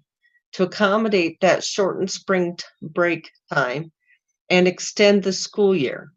Also explore bringing the school week to a 5-day a week schedule. I don't know what 5-day week schedule looks like, but all things should be considered. I know when I went to school, there were no 4-day week schooling. I have 4 children that will be attending Manzanita Elementary, so online schooling is not a viable option for me as it was not this year, and the homeschooling on paper was, to say the least, at the least, very difficult. Anthony Milliken. Okay, this is from Ryan Hardy, White Cliffs Middle School Math. To the board, parents, and teachers of KUSD. I have been with the district on and off for 20 years. In the years I wasn't in a classroom, I was still teaching, just in other facets. The last 3 years, I have had the pleasure of teaching math for the Cambridge program at White Cliffs Middle School. From this experience, I bring you this. Online is not an option for me. I spend the first month, sometimes longer, building a level of trust and confidence with these students that cannot be done online. Most, if not all, of the students already fear maths and come skeptical about their ability. It is a constant fight to teach them that math is fun, exciting, and enjoyable, that everything is math, and that every problem, no matter how complex or difficult, can be broken down into the maths they have learned since kindergarten. I repeat this mantra everywhere on campus until students see me years later, and the first thing they say to me is, everything is math. I cannot build this confidence online. My classroom attitude of mistakes are required for learning becomes a moot point. Prior to COVID, students did 85 to 95% of my work in class. This is for 2 main reasons. In-person schooling provides students a level of social interaction many cannot get from home. It teaches them to be part of a larger community by learning how to share, socialize, debate, come up with unique solutions, view different opinions, and ultimately see the world as more than just their backyard. Online school takes this all away, and our society will suffer all the more because of it. Secondly, it allows me to be there when they fail, not to tell them it's okay and pat them on the back, but to show them the mistakes, how to correct them, and how to prevent this in the future. How it will make them stronger as a student of maths. This is not possible at home, as they just cut and paste the problem in Google, and a step-by-step answer is there for them to copy without understanding. I cannot build this attitude online. And for the students not in my class but will be, I cry for them. Every year, 6th graders arrive at White Cliffs Middle School and are deathly afraid of the fuzzy, large, loud 8th grade math teacher. My interactions between students at duty, on the playground, at practice, games, or just in a hall are part of the learning process. These interactions, before they are even in my room, are part of the building blocks that I need as a teacher. Just this last school year, I had a student tell me that In 6th grade, we were all afraid of you, but now most of us can't wait to be in your class. I cannot build this relationship online. A few years back, I had a friend and parent ask me, what should I look for when picking a teacher for my kids? My response was to observe every classroom, watch for the teachers that move, the teachers that never sit down while students are in the room, and find the teachers that don't ask, are there any questions? Or rather those that watch the students, listen to their interactions with peers, and watch for the frustration as a student runs into a problem. Then discreetly ask questions that let the students solve the problem themselves. Find the teachers that let the students make mistakes without repercussions, but rather force them to find a way to make it right, seek out help from others, have the students explain the steps until they see the problem. Find one of these teachers and you have found a teacher that is invested. They understand that most students are fearful of asking questions, that only with constant social interactions with teachers and peers with similar concerns, problems, will let them be free of the fear they have. If the teacher is always up front, always telling the students to be quiet, and expects perfect order at all times, then you have found the wrong teacher for most students. In my years of experience, I have realized that the one doing the majority of the talking is the one doing the majority of the learning. I will give an example of this thought process. 4 or 5 years back, I had a kindergarten teacher ask me how I can stand teaching in a computer lab that was so loud, as all of the students were allowed to talk and walk, except during direct and far from what she expected. I said nothing as I walked over to the first student in the row, showed them how to find a tool in a menu bar that allowed them to do something different with the program, and then just walked her to the back of the room. Within 5 minutes, the entire row was completing the task without ever coming in contact with me. And many of the students in the other rows were asking for these kids to come back and teach them. Some students were even selecting other tools in the menu to see what other wonderful things that program could do. In my way of teaching, students learn more from each other than they will ever learn from me. Students cannot learn like this online. As a teacher, I wanted to inform you that I support your current plan and that I will be there on August 1st to start preparations. I will be on the volleyball court with my girls so they can have a chance in tryouts for this year in high school. I will be there on the 17th with my door open and seats cleaned, waiting for pupils. I will do this for the mental well-being of our students. I will do this to give our students the tools they need to be successful. I will do this to give them hope. I will do this because I'm an educator, and to not be there would mean I cannot instruct. I cannot give hope. I cannot fulfill my contract. I can no longer be called an educator. Number 23. KUSD Governing Board. I'm aware that there are many opinions and concerns regarding the 2021 school year, and I would like to present my thoughts on the return to a live school year. I realize there are some families and individual situations that would not allow some students to safely return, and alternate options would need to be made available to those on an individual plan. I firmly believe that students have been out of school for 5 months and that they're needing to return to an in-person school setting. For many students, school is a safe and consistent environment. Without this and the daily contact with caring teachers and staff, we continue to endanger their mental and physical well-being. There are also many students in Kingman who are not receiving proper meals daily, and the school environment also provides that assurance. KUSD has a large special education population, and many of these students require numerous related services and special accommodations. In many home environments, they are not receiving this needed support or services. Many parents do not have the training or understanding to provide these services and do not have the support to facilitate their child's needs. In addition, many of these parents do not have reliable and trained daycare support, and that is preventing them from being able to work or get any form of support or respite. I understand that online education is one option that becomes available in a situation such as our current pandemic. Many students and families, however, do not have the ability to manage technology on a level that makes it possible for students to learn. Numerous households have multiple students and only one, if any, computers that are equipped to handle online education in the home. Parents are not able to help students with their schoolwork. and many students are moving on while making little or no progress. Things we take for granted, such as internet access in the home, are not economically feasible for many households. The levels of accountability and education for most students in an online program are non-existent. A high percentage of students will not complete required work and will cheat their way through the process if not monitored. And we know that most parents have to leave the home to work and do not monitor. By not starting a normal on-site school year, we are not facilitating the social distancing of children. These children are at the skate parks, at the pool, at the splash pad, playing at the park and ball games, congregating in neighborhood homes, etc. And while doing this, they are not practicing safe behaviors that could be provided in a monitored school setting. In addition to the above reasons, I firmly believe that even our high-achieving, self-motivated students are being denied the benefits of contact in a controlled, motivating, and nurturing educational setting. It is my hope that our governing board will consider these areas when reaching a decision that will truly benefit and enhance the lives of students in Kingman. And that's from Dawn Day. So number 24.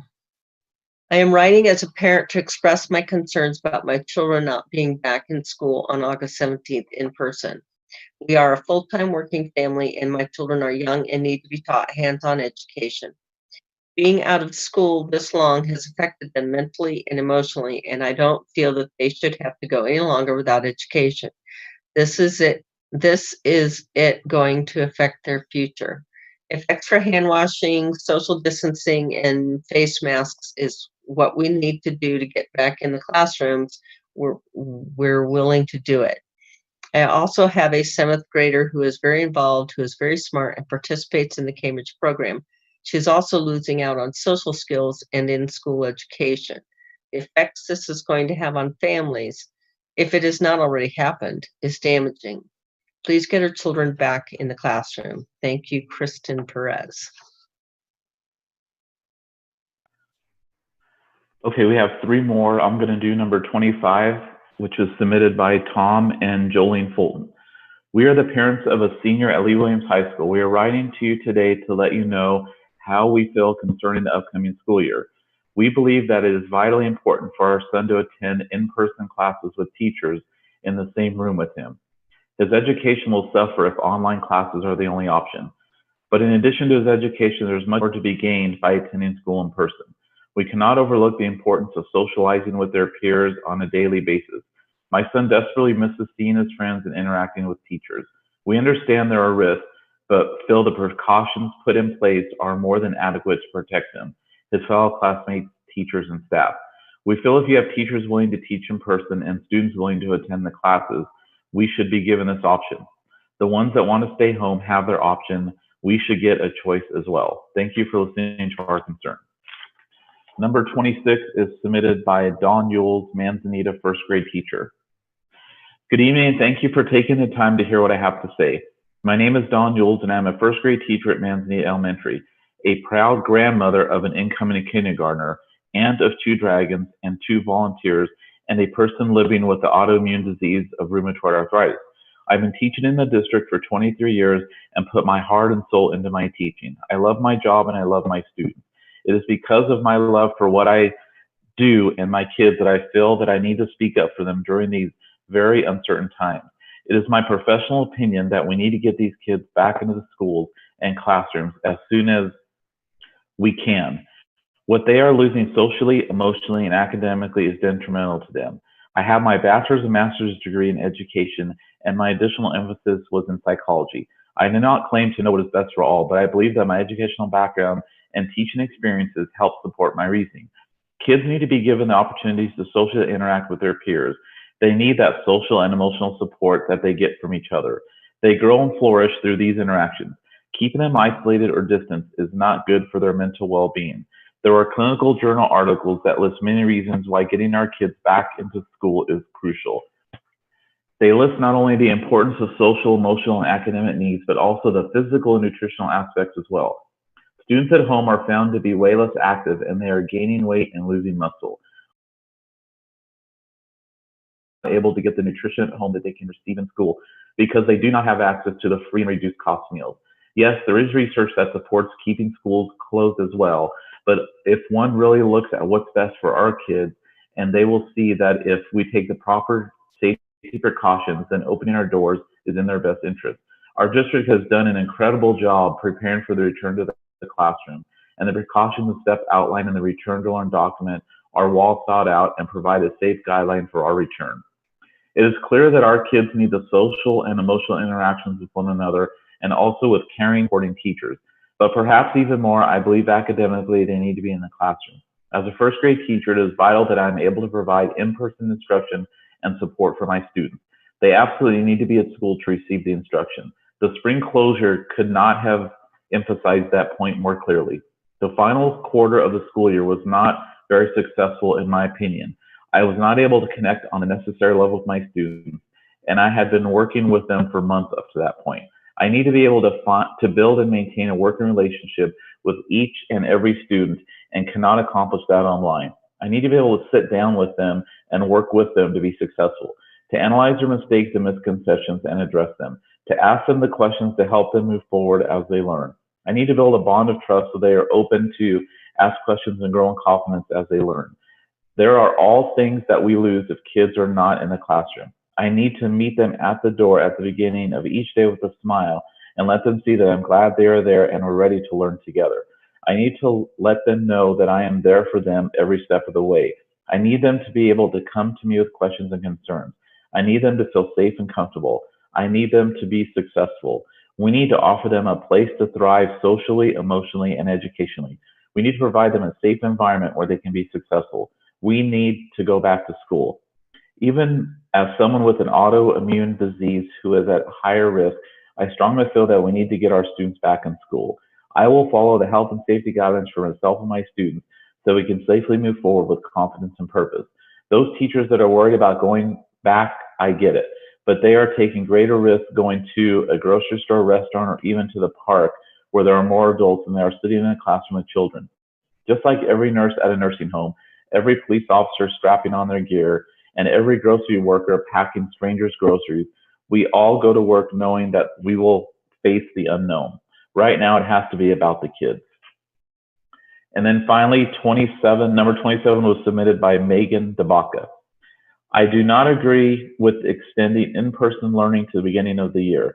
This has gone on long enough with them out of school, and it's only hurting them mentally. My kids do not want to do online and are tired of being home. My freshman told me that he will not do online learning again, and he has trouble doing his work and learning, and had trouble doing his work and learning last quarter. Further, they are not capable of being disciplined and stay focused as this age to do online school while parents are working. I do not agree with keeping them out any longer. Please do not extend it.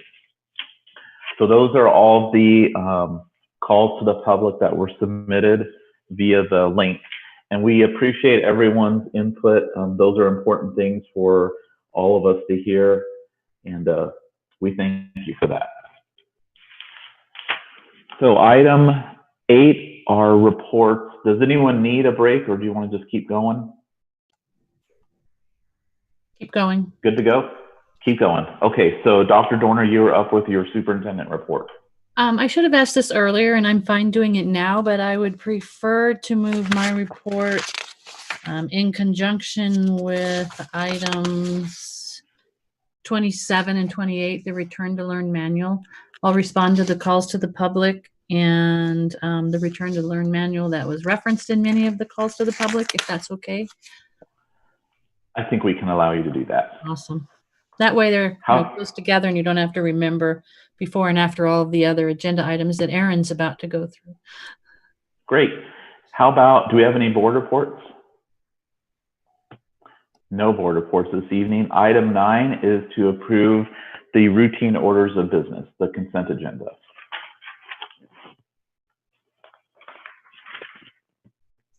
I'll make the motion.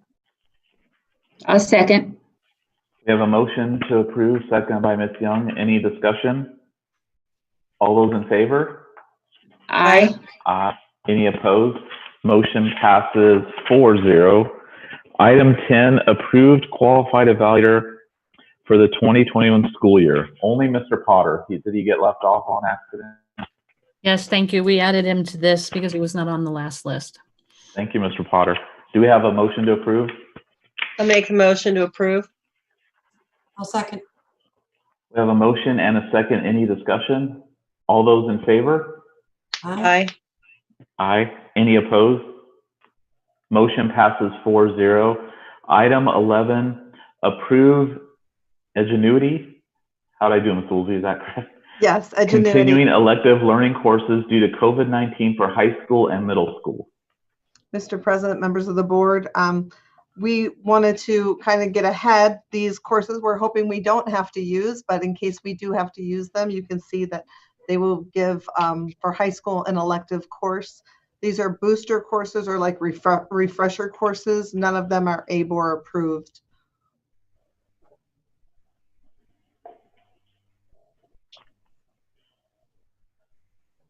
Any questions for Ms. Woolsey? I'd like to ask, so basically what we're hoping for is that this will fulfill a remediation if needed?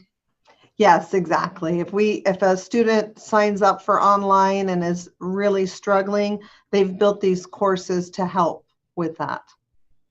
Okay. So we'll still have our teachers for teacher of record? Oh, yes, absolutely.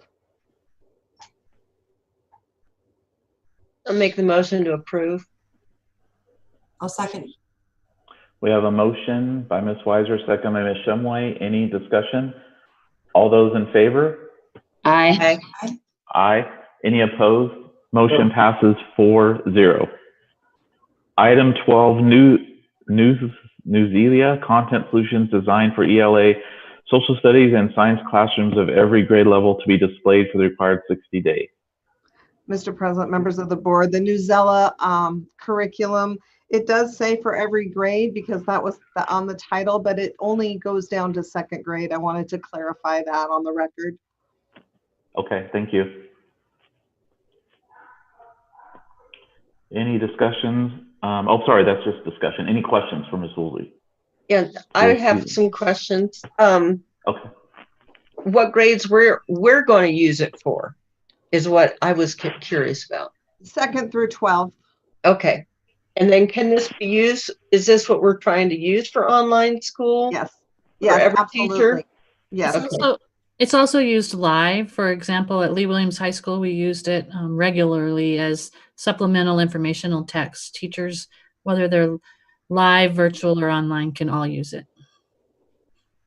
I appreciate that comment because when I was reading through it, I was like, oh, well, if they already assigned to the standards, then do we even need, or can we transition out of,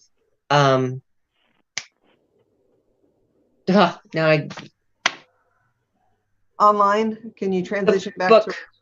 No, the other software that we use in order to do standard alignment and all of that, the beyond textbooks, that's what I was thinking. So we do use this live. This was addition. There's a social and emotional learning component that is tied together with ELA standards. So I wanted to mention that. Yeah, I think that's really needed. I'm glad it has that component. Right. And to the point, many of the calls to the public mentioned, we want to have resources for teachers to help students transition back into school.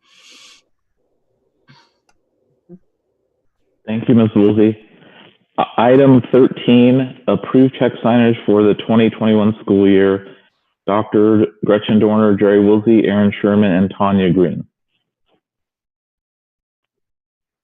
I'll make a motion to approve. Mr. President, members of the board, this is just a housekeeping item we do annually. The next several items are. So if you have questions, go ahead and ask, but up to 15 is all housekeeping. And I'll second. So motion by Ms. Shumway, second by Ms. Weiser. Any discussion? Sorry. All those in favor? Aye. Aye. Any opposed? Motion passes 4-0. Item 14, approve Mr. Sherman as student activities treasurer for the 2021 school year. I make the motion to approve. I'll second. Motion by Ms. Weiser, second by Ms. Young. Any discussion? All those in favor? Aye. Aye. Any opposed? Motion passes 4-0. Item 15, approve Aaron Sherman to verify the district's ending fiscal year cash balances for the county treasurer. Make motion to approve. I'll second. Motion by Ms. Weiser, second by Ms. Shumway. Any discussion? All those in favor? Aye. Aye. Aye. Any opposed? Motion passes 4-0. Item 16, approve finance determination to use Valley Athletics for the district's needs related to the purchase of cloth masks. Mr. President, members of the board, about 2 executive orders ago from the governor, they said that we can circumvent procurement law when it comes down to making purchases related to COVID. We still have to kind of show our due diligence, how we came up with a determination, but as you can see, some of these are $100,000 items that would usually have to go to a formal bid, and so we're allowed to move past that. So with that information in mind, the district is recommending that you move forward with approve Valley Athletics for 35,000 masks at a cost of $121,000. They were the cheapest of the vendors we sought quotes from, and they happen to have the best material as well. They come in different sizes, they're adjustable at the ear, and they're rather comfortable to wear and talk in. So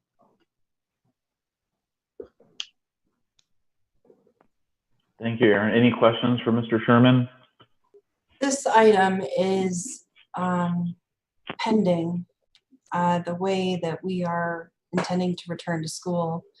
Even if that is determined we go completely online, I imagine that even a return in the spring will require these cloth masks. So I will make the motion to approve no matter the outcome of today's decision. I'll second that. So a motion by Ms. Shumway, second Ms. Weiser. Any further discussion? All those in favor? Aye. Aye. Aye. Any opposed? Motion passes 4-0. Item 17 is to request a motion to adjourn our regular meeting into a public meeting to adopt fiscal year 21 expenditure budget. I'll make that motion.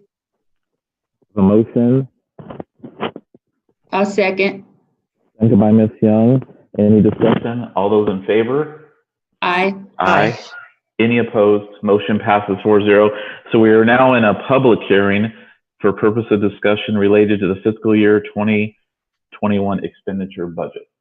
Mr. President, members of the board, I need to go through the few changes I made in this last month. Usually I would bring you the same adopted budget that I proposed a month earlier, but some things changed. And so basically the main changes are the district's primary tax rate has now been set to 3.8776. I had it at 3.8 on the proposed. The district's secondary tax rate, which is our bond, is now set at an actual 1.3383. I had that estimated at 1.20 on the proposed. And lastly, I reworked the budget to account for COVID-related spending. I moved away from the bulk sections of money to more detailed budgeting. And so that created some changes. And so that's what I wanted to bring before you. Otherwise, every item we discussed in all the workshops are in, and the budget is balanced, and that's it. Thank you, Mr. Sherman. We are in a public hearing, but I'm not sure if anyone is at the district office that wants to address the board. Do you know, Mr. Pope? Do we have anyone waiting? No one? We do not at this time. Okay. Any questions from the board for Mr. Sherman? Okay, if not, I'll entertain a motion to adjourn back into our regular board meeting. I'll make the motion. We have I'll second it. And a second. Any discussion? All those in favor? Aye. Aye. Any opposed? Aye. Motion passes 4-0. We are now back into our regular board meeting.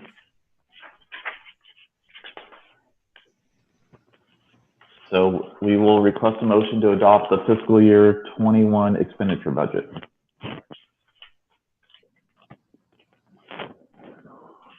Aaron, you say we're balanced, right? Yes. Yes. I had no doubt you could do that. I'll make the motion to approve. What do you mean? Oh, don't tell me at another time. I will second that motion. A motion and second. Any further discussion? All those in favor?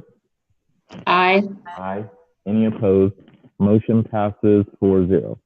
Item 21, approved vehicle use agreement between Hackberry School District and KUSD for the 2021 school year, allowing them to operate a district bus for the transportation of their students. Charlie, your mic is muffled. It's low? It was muffled. Oh, okay. Is that better? Yes. Okay.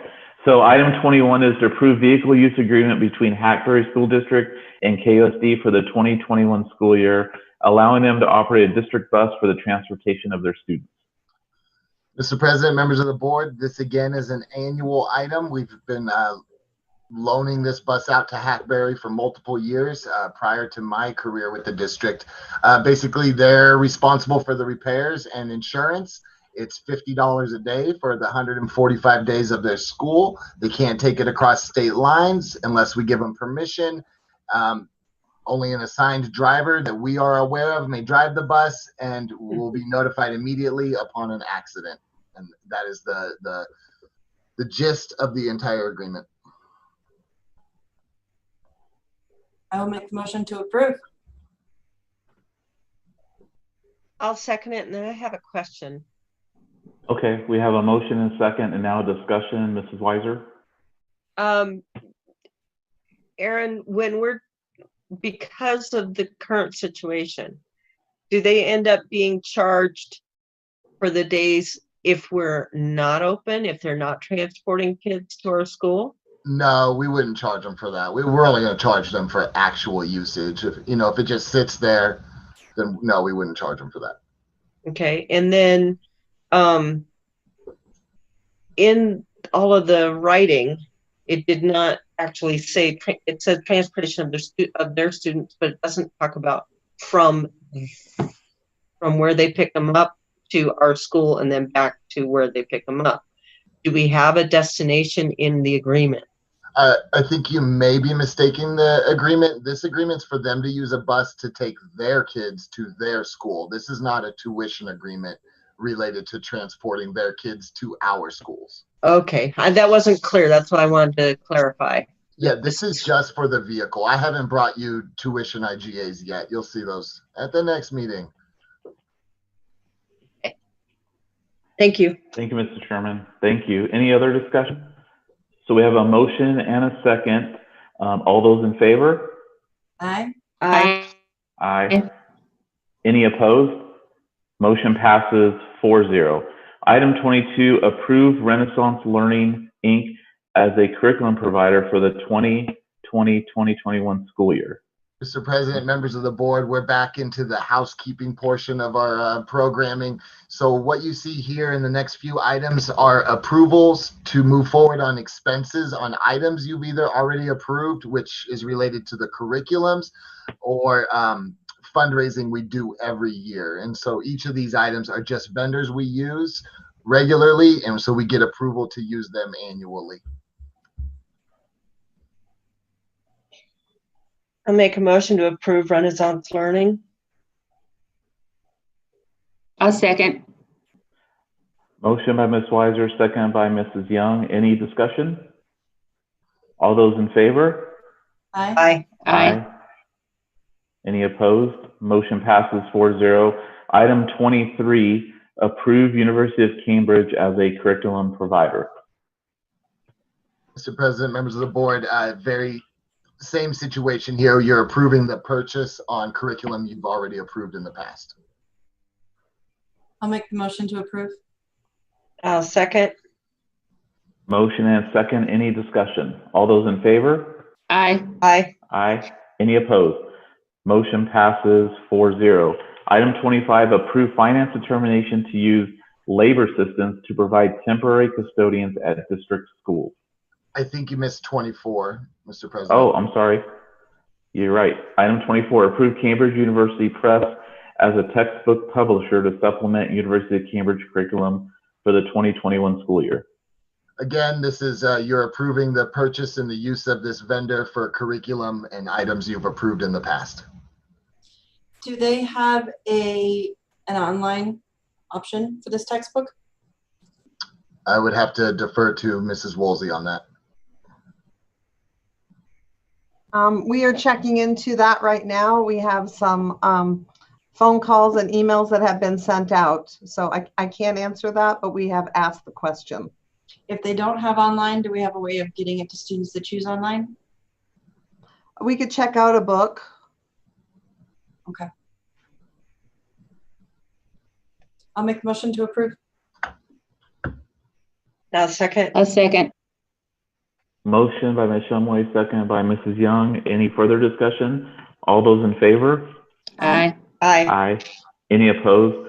Motion passes 4-0. Item 25, approve finance determination to use labor systems to provide temporary custodians at district schools. Mr. President, members of the board, again, this goes back to the Ducey executive order so that we can circumvent procurement related to COVID. This is so we can look into getting some temporary custodians. Since we know we won't be keeping custodians for the indefinite future, we wanted to go through a temp agency that allows us to hire and fire much easier, essentially, within that.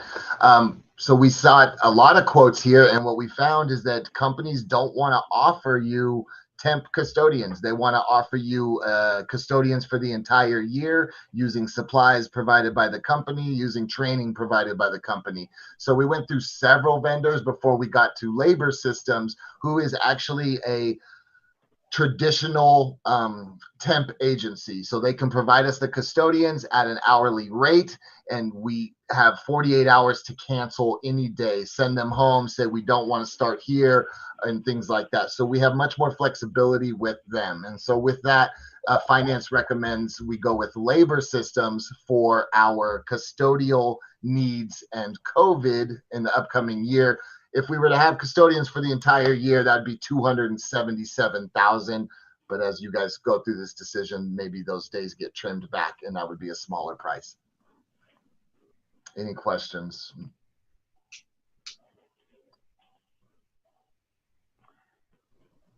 No questions. Do you have a motion? I'll make a motion to approve. Second. Motion by Ms. Weiser, second by Ms. Shumway. Any further discussion? All those in favor? Aye. Aye. Aye. Any opposed? Motion passes 4-0. Item 26, approve Fiesta fundraising, Victory fundraising, and World's Finest Chocolate as district approved fundraiser vendors for the 2021 school year. Mr. President, members of the board, this is your final housekeeping item of the year, or of the meeting, and that's exactly what it is. It's just approving the vendors for fundraisers that we do annually whenever those start happening again. I'll make the motion to approve. I'll second.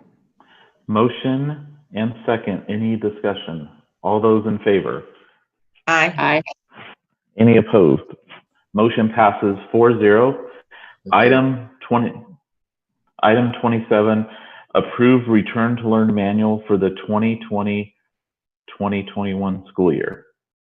Dr. Dorner. Thank you, Mr. President, members of the board. I'm just going to start by saying a few words, and then I'll be very succinct. I know we're into our second hour, but these are very important conversations.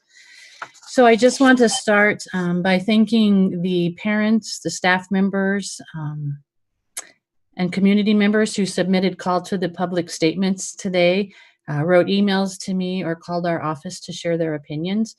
We truly, sincerely appreciate the dialogue and the opportunity to discuss perspectives, goals, research, and options. It warms my heart as a superintendent and a community member since 1976 to know that we have people who care so deeply about our kids that we're willing to have these very important conversations. The decisions we face, you as a school board, we face as a community, and our task force and our administrative teams work on it at the district, weigh heavily on all of us all of the time. We fully understand there are implications associated with all outcomes. Regardless of the direction or the plan that we choose, there's something to talk about. Nothing is optimal. No plan is perfect, but we're going to do our best that we can for our kids. It's our greatest desire, just so that everyone knows we're all on the same page. It's my greatest desire, our teacher's greatest desire, our district team's greatest desire to have all students back in our classrooms. That's who we are. We're Kingman Unified School District. We're a bricks and mortar district where we have awesome teachers, amazing families, and we love having the kids in our classrooms. We know and understand the impact of live instruction, and that for most students, significant learning comes through a significant teacher relationship. Some of our board members have been classroom teachers. Most of us that are in the district have been classroom teachers. We know and value the importance of that face-to-face dialogue and instruction and how much the kids need our routines. As noted in some of the statements read during the calls to the public, our kids do need us for so many reasons, and our goal is to return to learn as soon as possible and in the safest manner possible. It may have to look a little bit different at first, but I assure you we are working toward the ultimate goal of live instruction. I do want to take a minute to review the 3 models that we've discussed at prior workshops and board meetings, and then reference those to our Return to Learn guide. For anybody who has taken the time to review the Return to Learn guide, and I do appreciate a couple of the letter authors pointing out, we have a great plan. We've been way ahead of the curve the entire time.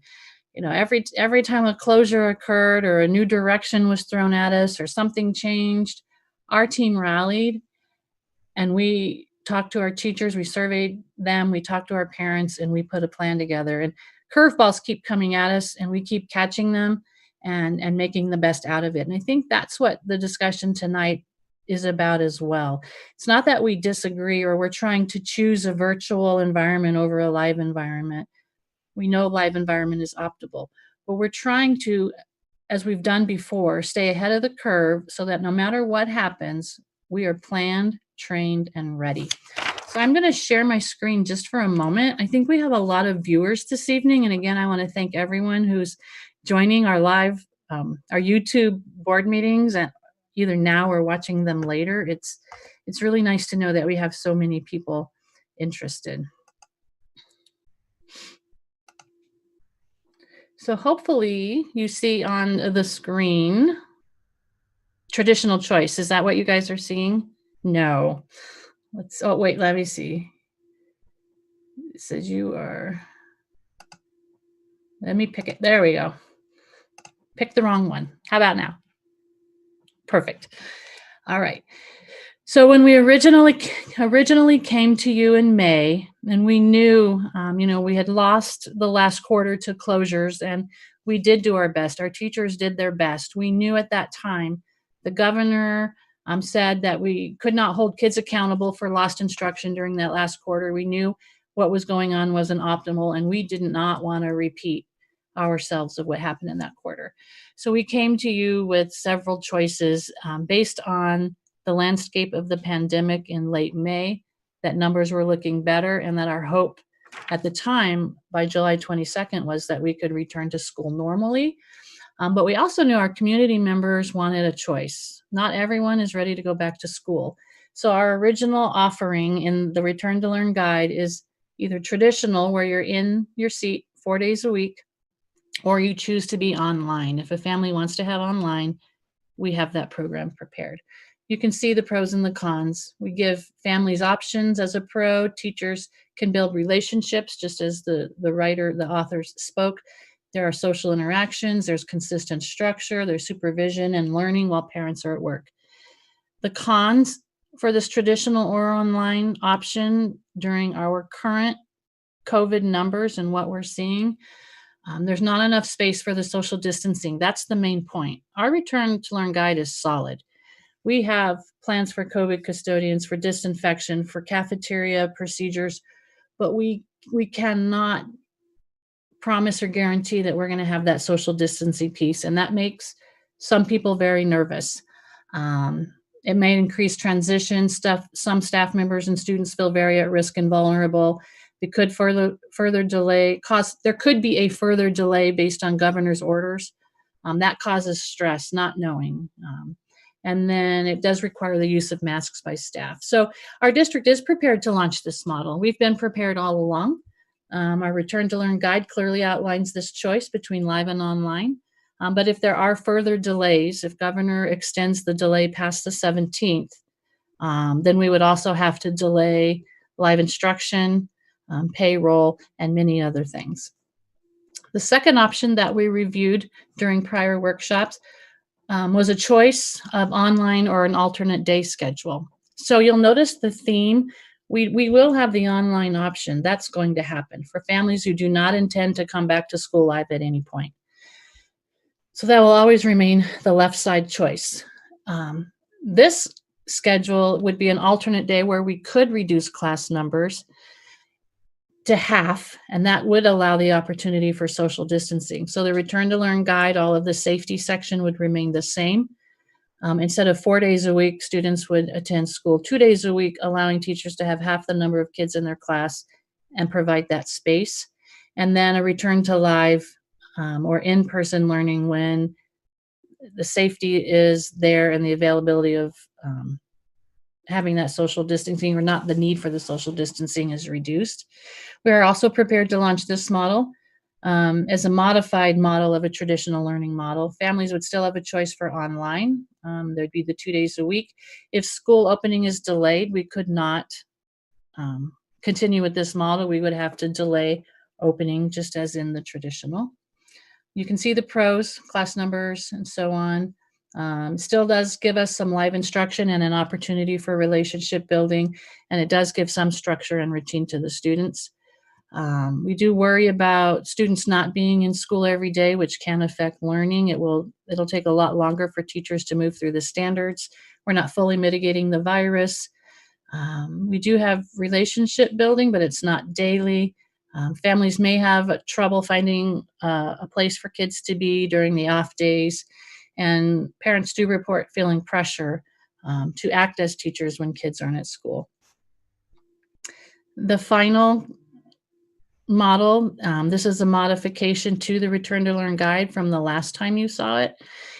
This is the model. This is the piece that we added to the Return to Learn guide for a few reasons that caused this conversation that we've had today, is choice online or virtual. So basically, it's the online academy, just as in the other two models, but then having a virtual instruction model 4 days a week, live support as needed, having kids on the campus, come to the campus, different groups, special programs, making it available in a manner that we can, and then returning to live when safe and we're allowed to open. We are prepared to also launch this model. Families still have a choice between online or the virtual, which live turns to virtual or virtual turns to live, depending on governor orders. If the school opening is delayed, we still be able to launch school on August 17th. So that's just a review of the models, and then I'll share our recommendation.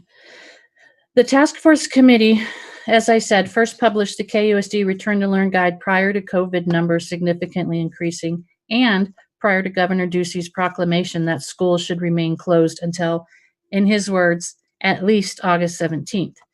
At that time, our recommendation was to offer families the option of 1, in-school learning with health protocols and social distancing as possible, or 2, full-time online learning through KUSD online program.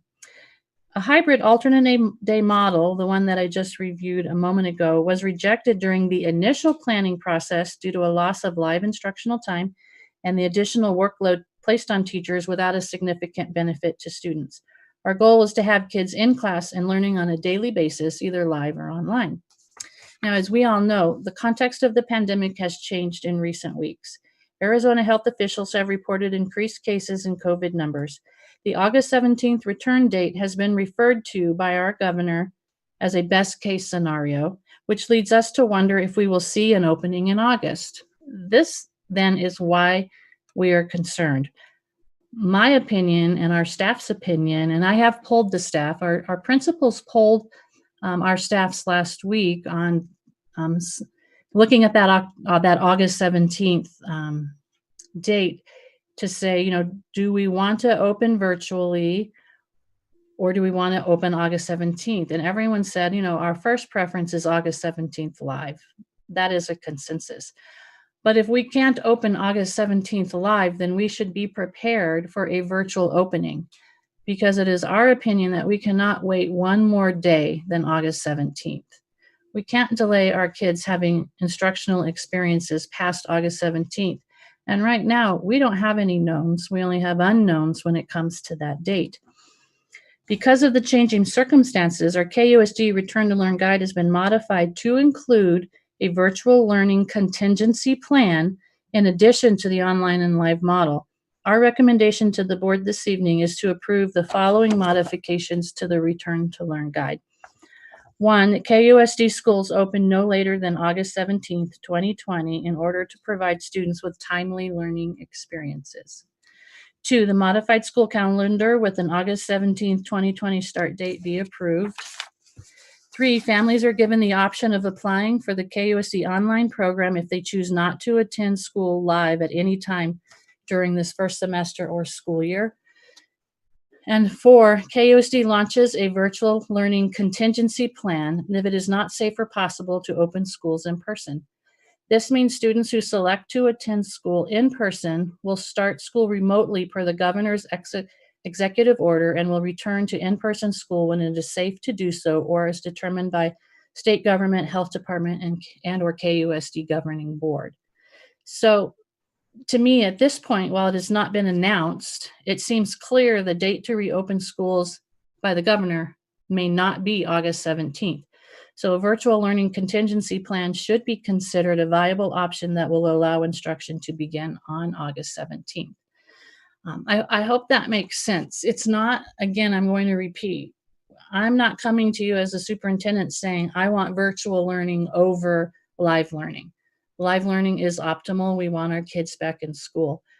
But with all of these inconsistent messages and last minute changes, and I'm not trying to point fingers or be political at our state government, but we've had an on again, off again kind of thing going on in our teachers, and I've heard from many of them through emails today and through phone calls, really would like to know that August 17th is our start date. And that if we have to start virtually on August 17th, we will, and we'll be ready. And we have an IT plan that it's all been added to the modified Return to Learn Guide. Mr. Pope is working with technology providers. We have hotspots available. We have a distribution plan for families who might need technology. We have our bus drivers that we can, bring kiddos in for programs or small group instruction that we need. We want to meet the needs of our community. We want to have relationships with our kids. We want to be there for our families. We wholeheartedly agree with so much of what was read, not only today in the board call to the public, but in the emails and the phone calls I've received. I'm telling you that we need this contingency plan, because if our numbers increase and the control is taken from us on whether or not we open live, then we need this plan, and we need to have something in place for our kiddos to continue learning. So I will just end by reiterating that we aren't choosing to recommend virtual over live as the optimal program. We are choosing to recommend virtual as a contingency plan because we foresee that we're going to need it for safety reasons and for instructional reasons. So that's my board report. And I really do thank everybody. It's not easy. It's not easy sitting in a board member seat. It's not easy sitting in a superintendent's seat or a director's seat or a principal's seat or a teacher's seat or a parent's seat right now. It's big. It's really big. And I'm really proud of Kingman. I think we've done a stellar and professional job in having these professional conversations and trying to come together for the greater good of our community and our students. Okay, I'll take questions or comments on the guide or anything you'd like to do, or just pass it over to you for your conversation. Thank you, Dr. Dorner. Do we have any comments from any of the board members? Any questions? Or who would like to start? I'll start. Okay, Mrs. Weiser, go for it. Our next scheduled board meeting would be August 11th, which would put us that week before school starts. So making a decision between now and then would not get seen as well as doing our regular board meeting. We do have to make this decision tonight, is what I see. There's also everybody's schedules, the kids, the parents, the staff, as to what they're going to be doing between now and then, and how, based on what we're going to do for school.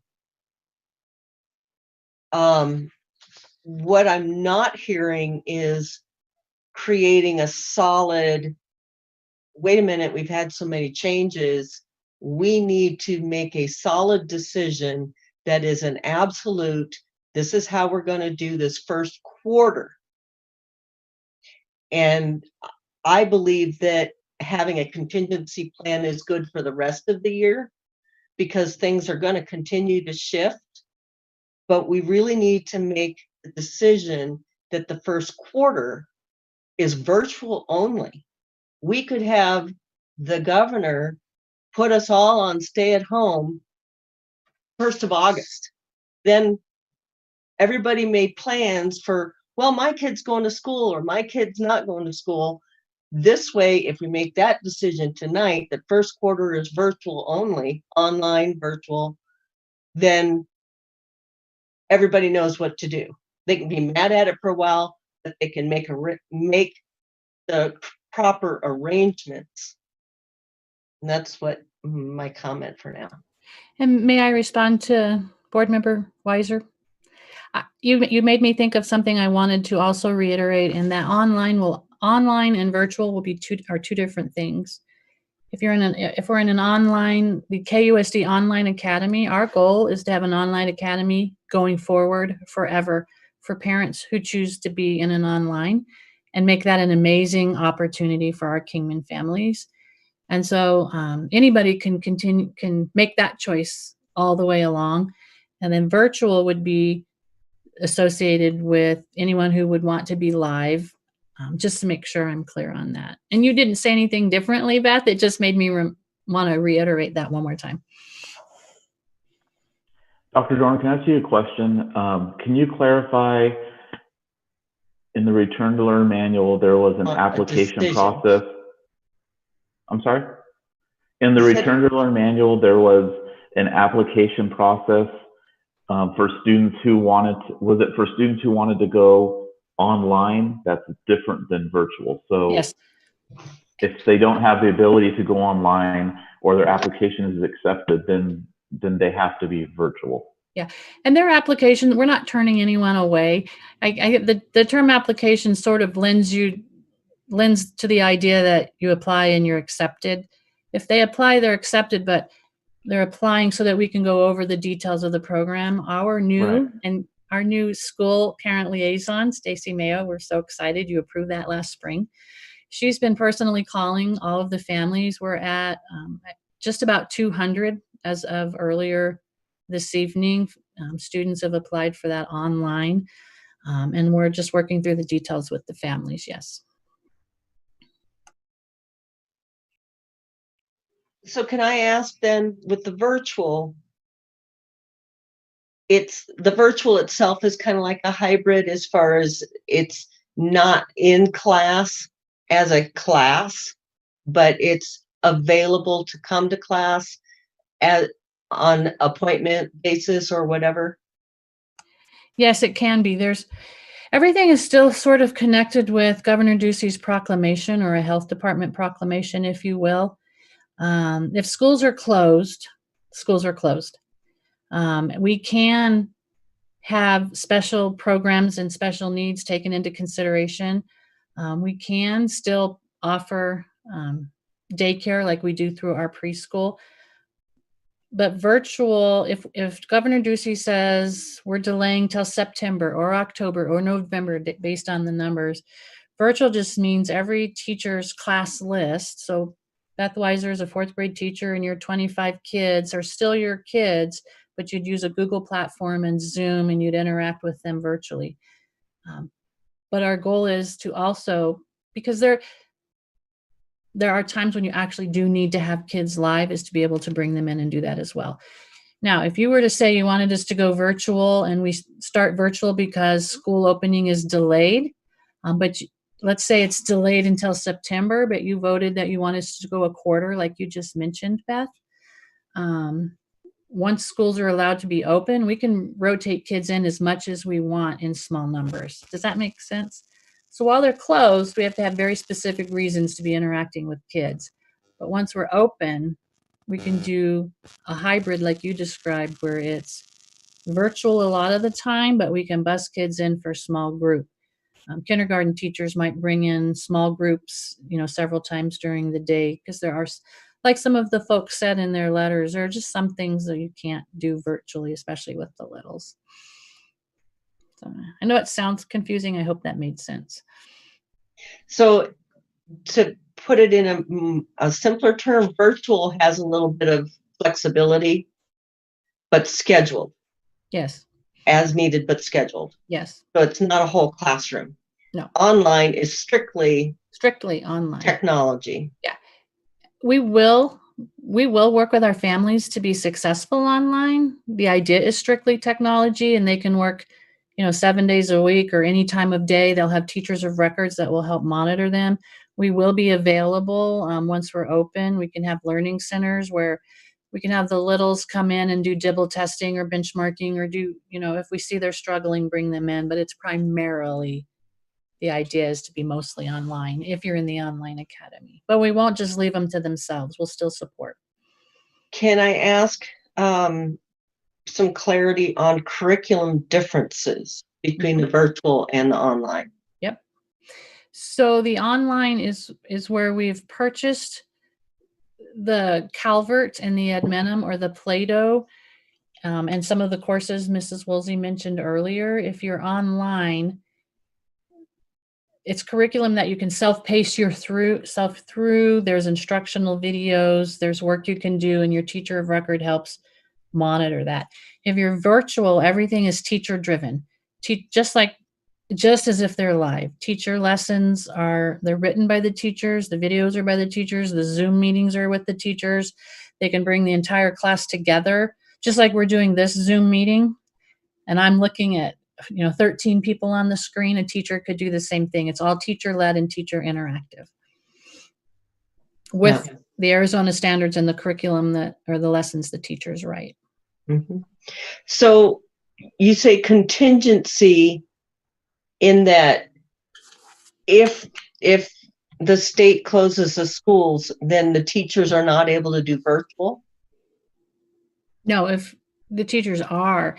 By having a virtual plan, whether Governor Ducey says we're opened or closed or open, we can still continue having educational experiences for the kids. If we don't have a virtual plan and he says closures are extended, then teachers don't work and kids don't go to school. We have to have a virtual contingency plan, because we cannot predict what's going to happen in coming months. I know it frustrates some people, the idea of having virtual, but to me, I want to calm your fears and tell you that the reason we're talking about it is because I will not let the kids in this community sit one more day after August 17th with no instruction. I mean that from the depths of my soul, that we will be here for these kids one way or the other. So, and we can offer the online and virtual as our option as our first quarter, correct? Mm-hmm. That's the way I feel about it. I don't want kids in full classrooms, whatever size amounts that they become to. even if it's 12 in one class and 20 in another. I don't want us to have the in-school classes scheduled for the first quarter. Do you mean virtual? Yes. In-school classes or in-school classes at 25 and 30? In-school classes, because we don't have any way to guarantee that we're keeping our kiddos safe. No matter how many things we do, we don't have that guarantee, because from day to day, they're out in the public seeing other people. They're interacting with other people. We don't know who is going to bring COVID to a classroom. That is just a reality that we're facing. With the Valley, we don't have as many here in Kingman, but Bullhead and Lake Havasu exploded. The Valley exploded even more. Their ICUs are filling up. They're having to divert their COVID cases to other hospitals. Those hospitals are filling in the Valley. They're going to be sending them out further outside of the Valley in order to give them service. There is no reason to expect that we will stay in a bubble and not get COVID cases because of the outbreak in the Valley. We need to maintain that distance time-wise by giving first quarter virtual and online, but not in the classroom open. Like I agree, as a teacher, I'd love to having my kids around. I'd love being able to interact, being able to tell when they needed something before they asked a question. But we have to maintain our ability to provide safety. You know, our liability is high. We're not just talking about our kids. We're talking about our staff. We're talking about the whole community. We are not in a bubble. We're not going to stay in a bubble. We need to give everybody this direction that for the first quarter, it's online and virtual, not classrooms in class. Doctor, I wanted to thank you and the staff for everything you've done and the committee. And I know you've been working at it 24/7. I can see your emotion and the emotion of everyone on the screen. And I know I've been on the phone with you a lot, talking a lot, and I was an advocate of not even looking at an August start date, that we should start in September. And I mentioned that in our workshops because I'm a firm believer that kids have to be in the classroom. That is the way that they need to learn. And my point is affirmed just by the letters that were read this evening. But after speaking with Dr. Dorner a lot, and I'm sure she's tired of hearing from me, I do believe in the August 17th start date. And I realize why it is so important that we start on that date. And I fully support the points that you made about the August start date and then contingency plan, the online program. But we have parents who want their kids back in school. We have students who want to be back in school. We have teachers who want to come back and teach in the schools. And we have a superintendent and a staff who firmly believes in the Return to Learn manual and is confident in it. So I think we're at a point where some of the members of the community mentioned is that we need to leave the option to them. If they decide that they do not want their kids in the classroom, then we have a great learning plan for them. If they decide that they want their kids in the classroom, then we're going to have a great plan for them. But I think we are at a point where we can let them decide. If that doesn't work, if they decide their kids come back to school and we don't have the staff to support it and we can't do the social distancing, then we need to look at that. But I think that we need to let parents decide where they want their kids, and for staff members to decide. If we have staff members who do not want to teach in the classroom, that want to do it online or virtually, that we allow them to do that.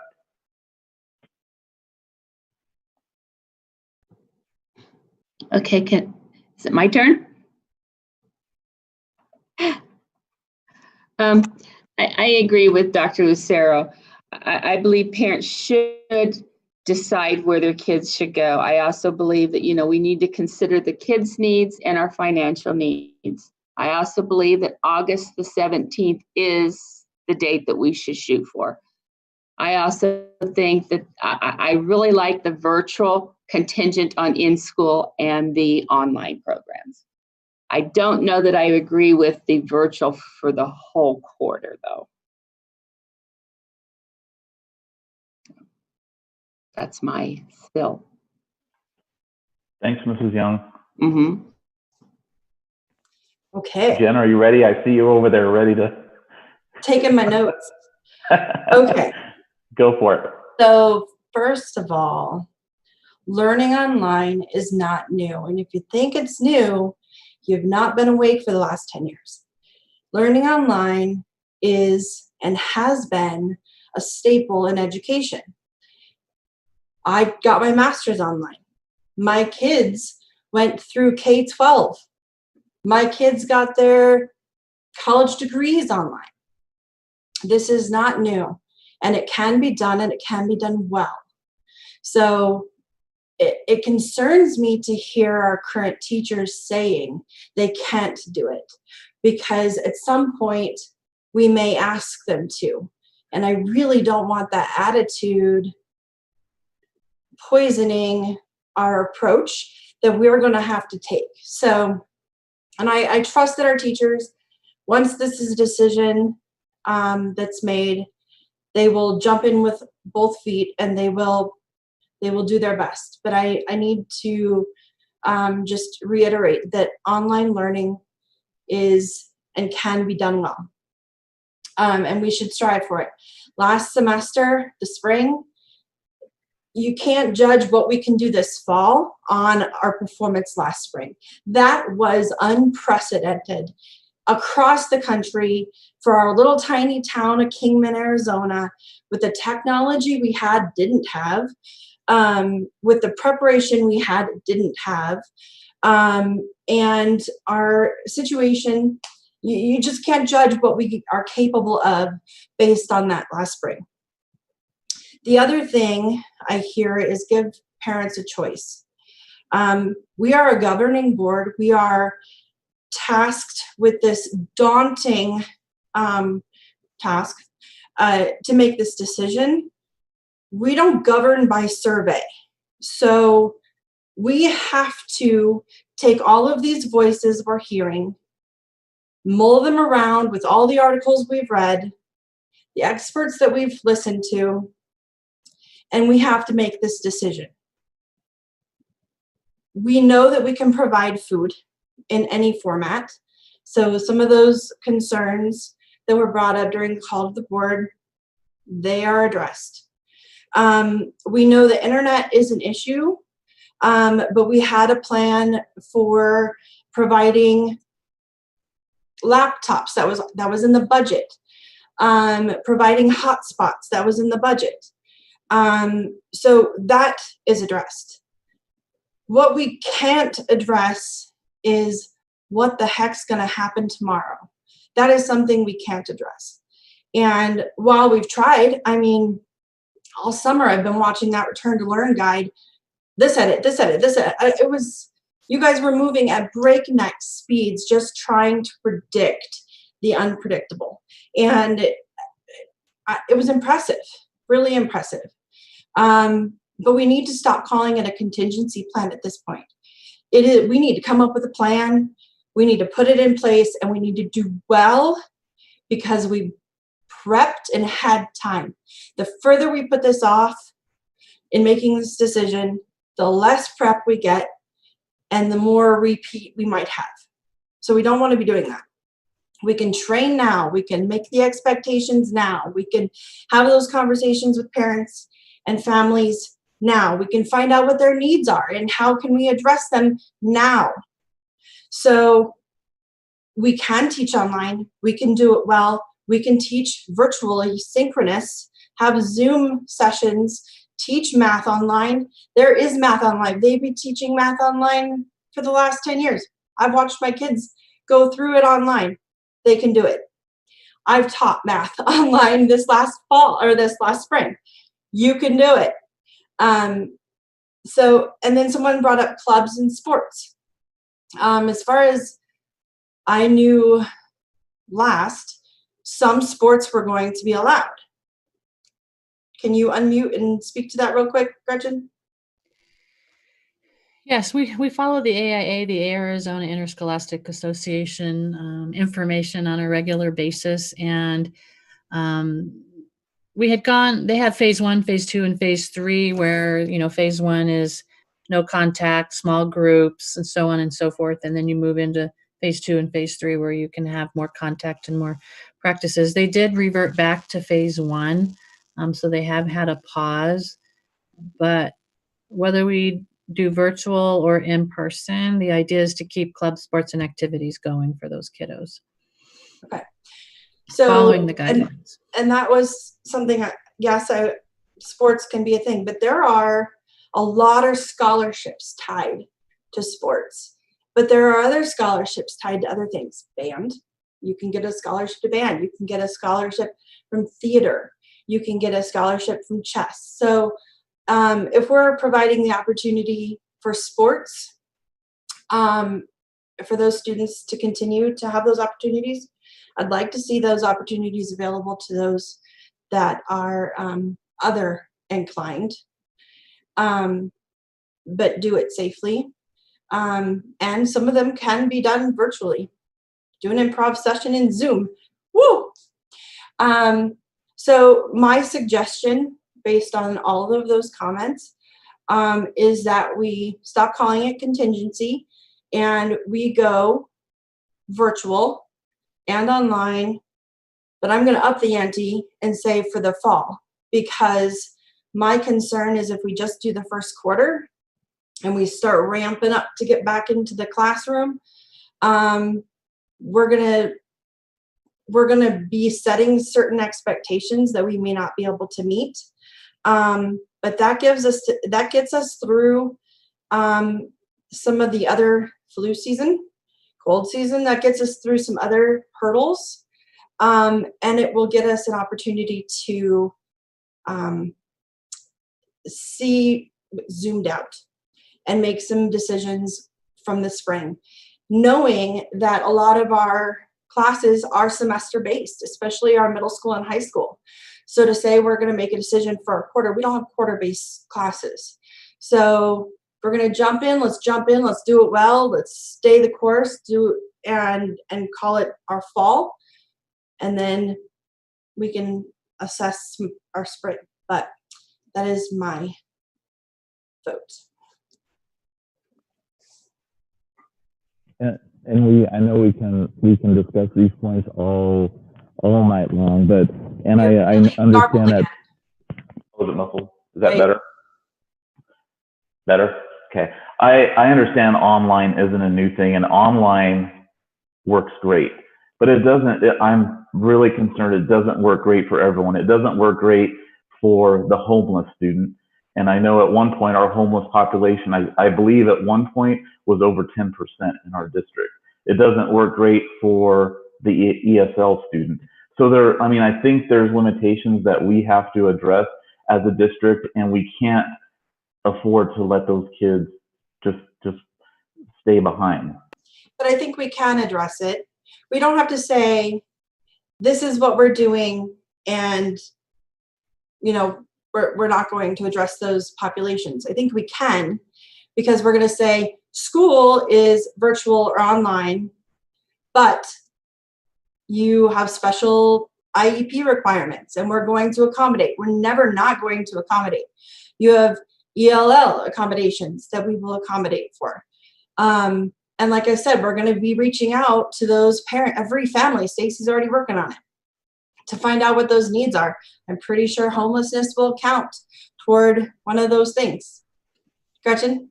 I do need to add one more thing I should have added earlier, and this is not confirmed yet, but one of our directors, we have to submit a distance learning plan in case school closures are delayed and we want to go ahead and start education, not in person but distance. So we have our plan ready. Like I said, we're ahead of everything. We've had our plan ready, and we were kind of looking at the ADE for where do we submit our plan so that we can receive funding to pay for the distance education. And we found a question and answer guide that was posted, kind of buried, posted, not on the front page. It wasn't sent to superintendents. But basically what it says is, if you're a bricks and mortar school, do you have to provide live instruction for students if schools can be open? In other words, since if we're a bricks and mortar school and Ducey lifts the delay or the closure and we're allowed to have in-person learning, do we have to provide it? And the answer is yes. And so that kind of goes back to what I was talking with Beth about earlier. Let's say everything improves or for whatever reason, Governor Ducey says, yep, we're going to go ahead and allow in-person learning on August 17th. That's where, even if you as a board decide that we should go virtual for a quarter or a semester, families who need to be at school, we have to find a place for them at school. And that's where we would be busing people in or having computer centers open or working with the families to make sure their needs are met. And when you say again, that was on a question and answer. So that was just today that was discovered. It was posted when, Shelley, like yesterday at 10:30 in the morning or something. And when you say need. Yeah, and so that's where we don't know what the language of that question and answer really is, Jen. Like, what does need mean? Define need. But I just thought I should throw that out there, that could be a caveat to any decision that we made. And it's not a bad thing either, you know. No, and it would provide us an opportunity to address their needs, right? But imagine what our buildings look like with those students that have needs, right? They're not the packed 30-person classroom that we would see otherwise. As a matter of fact, they might get even more one-on-one opportunity. They might get that personalized curriculum that they truly did need, that public schools struggle with in the first place. So happy accident. So where do you want to go with it now, Charlie? Still thinking about it. I was going to defer to Dr. Dorner. I mean, it sounds like you have two board members who are leaning towards virtual. Maybe the time frames are a little different. Two board members who, and I'm not trying to speak for Carol, but two board members who maybe want to look into going live if it's a possibility. I don't know if everyone would agree with that.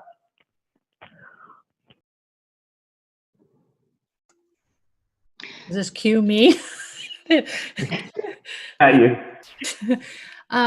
Yeah, it's tough. It's really hard. I mean, I've like you said, it's been 24/7 for my team. You know, whether we're in the office or at home, we're always thinking about it. And I know we're not the only ones.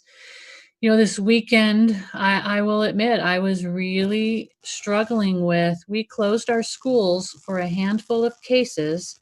We're going to open our school a day.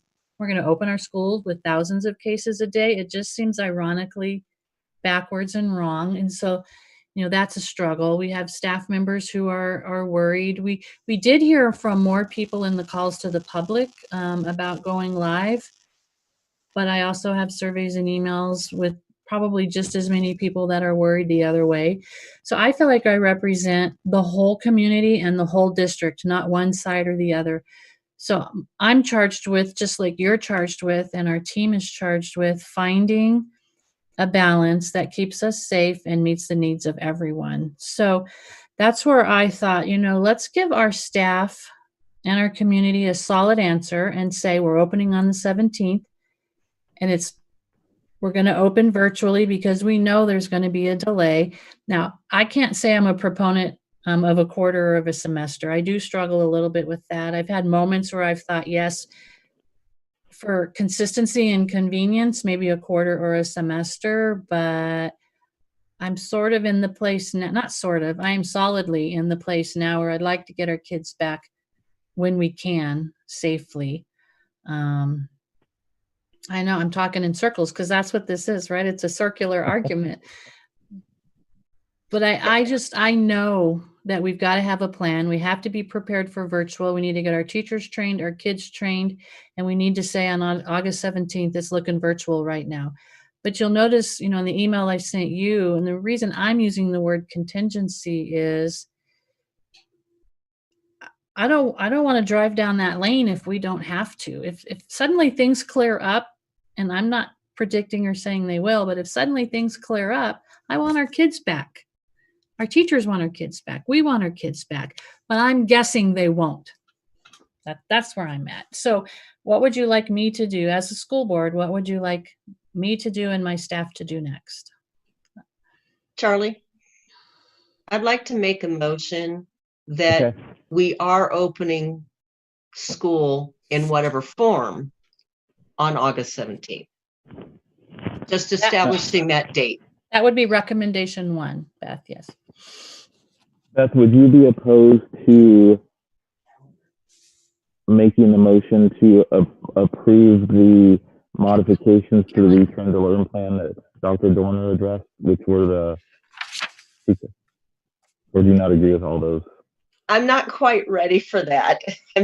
I want to make it clear up that we're going to start August 17th. If we just make that motion first. That's fine. So we have one motion to begin school in some form on August 17th. Do we have a second? Second. Second by Ms. Young. Do we have any further discussion? All those in favor of the motion? Aye. Aye. Aye. Any opposed? So motion passes 4-0 to begin school in some fashion on August 17th. The rest of it, that I appreciate what Dr. Dorner was just expressing as far as the last statement. I mean, everything she says, of course, but the last statement with framing it as a contingency, knowing it's probably the way we're going to be. My feeling is that number one, we're going to offer online no matter what. Number two, then, whether we're in class or virtual, my feeling is that we're going to end up virtual, and so just make that decision. Yes, I'd love to see the kids get back as soon as it's safe, but that determination, I mean, Charlie's the only medical doctor here. And even the medical doctors, scientists don't know when this is going to actually clear. That's it. It's above the head.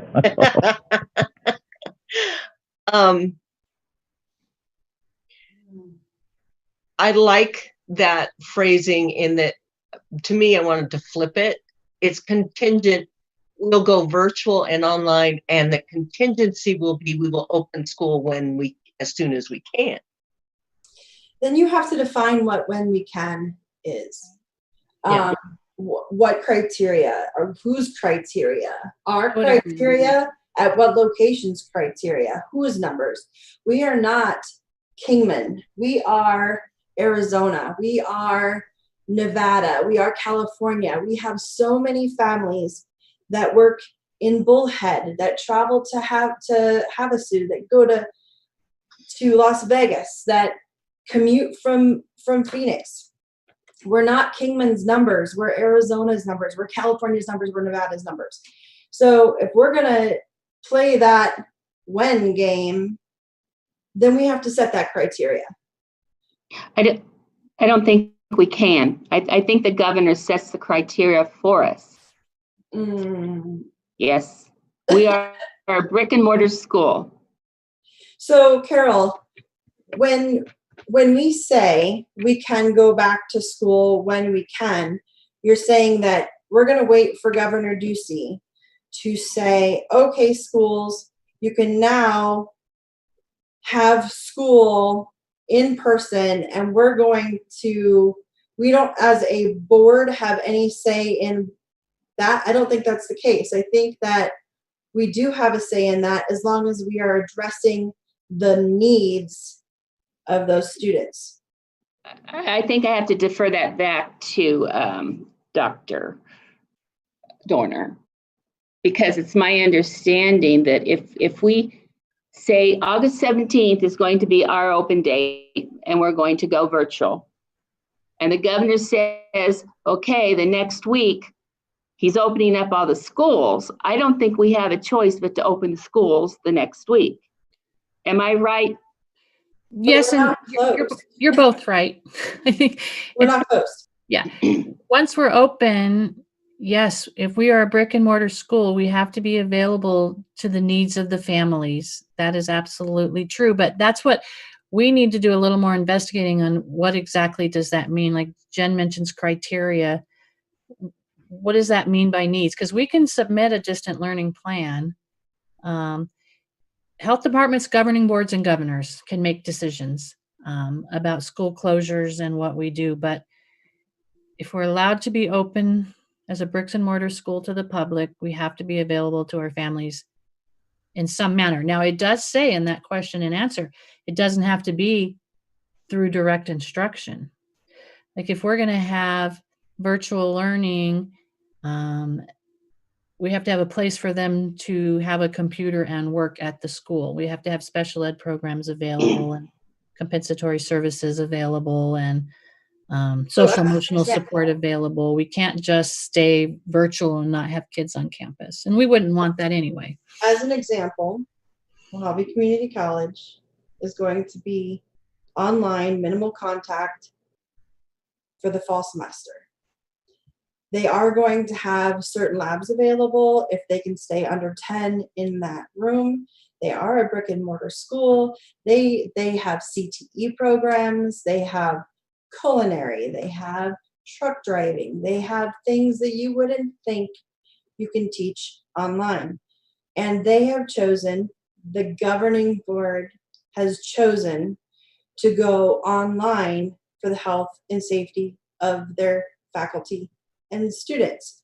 We have that authority, but we have to be meeting the needs of our students. And if those needs have to be met because they have to come to school, the population of the students that have to have their needs met in that way is dramatically decreased, can improve the services we provide to that limited number of students, can provide the social distancing that they need, that we need as a community, as a world. That's not our limit. We as a governing board have those powers. And that's why I brought up the alternate day schedule again. We had abandoned it at one point because we wanted our kids in school 4 days a week. But if we have to reduce class sizes so that teachers can teach small groups and have space between kids, and we want our kids in school, that is an option that could be considered. That sort of meets in the middle. I'm not, if schools can be open. I'm just saying that's why I threw that out there again, because we were having some conversations today. I'm listening so carefully to everything everyone is saying, and like you said, mulling it around, looking, for what's the best for the organization. And if truly the reason staff members and some parents would like to be virtual is because of crowding, then what can we do to reduce crowding and still have our schools available for structure, social, emotional, and other things? I want to make a comment too. We are a governing board. That is a fact, and we can make the decisions. The only thing that I see is those parents voted us in as the governing board to represent them and the best interests of their children.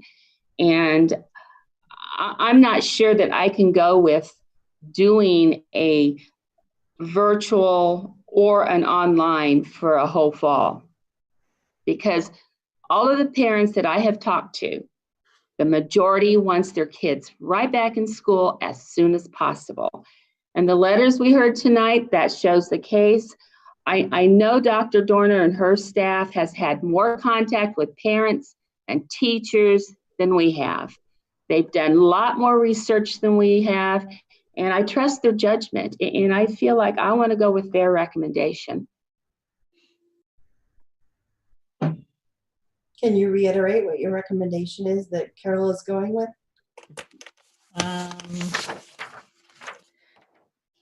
Well, you voted. Did you vote, or are we still in discussion? We had one You motion. did finish the vote. Okay. KUSD schools open no later than August 17th. The modified school calendar with an August 17th, 2020 start date is approved.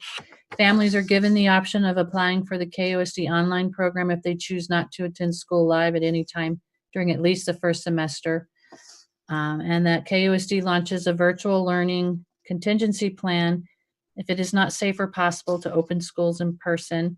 This means students who select to attend school in person will start school remotely per the governor's executive order and will return to in-person school when it is safe to do so or determined by the state government, the health department, or the KUSD governing board.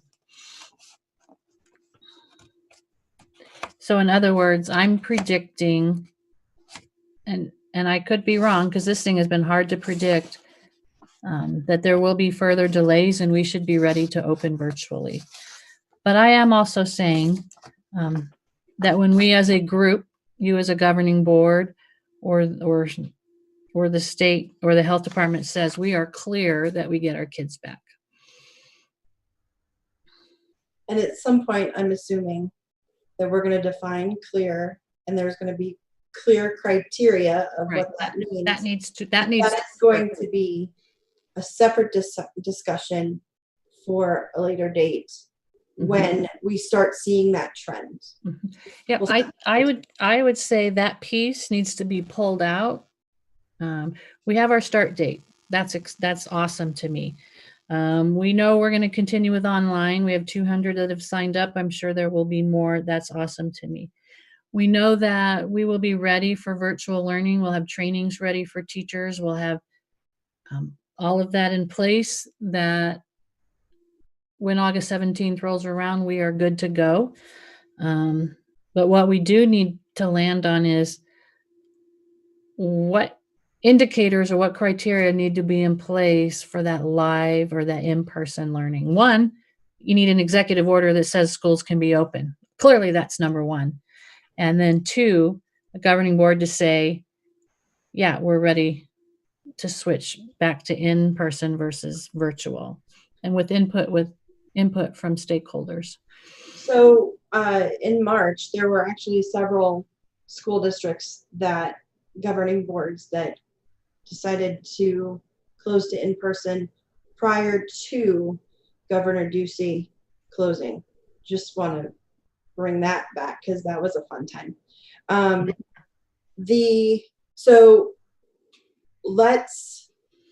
So if we pull off, if we can generalize, so perhaps I'm just going to spitball a motion.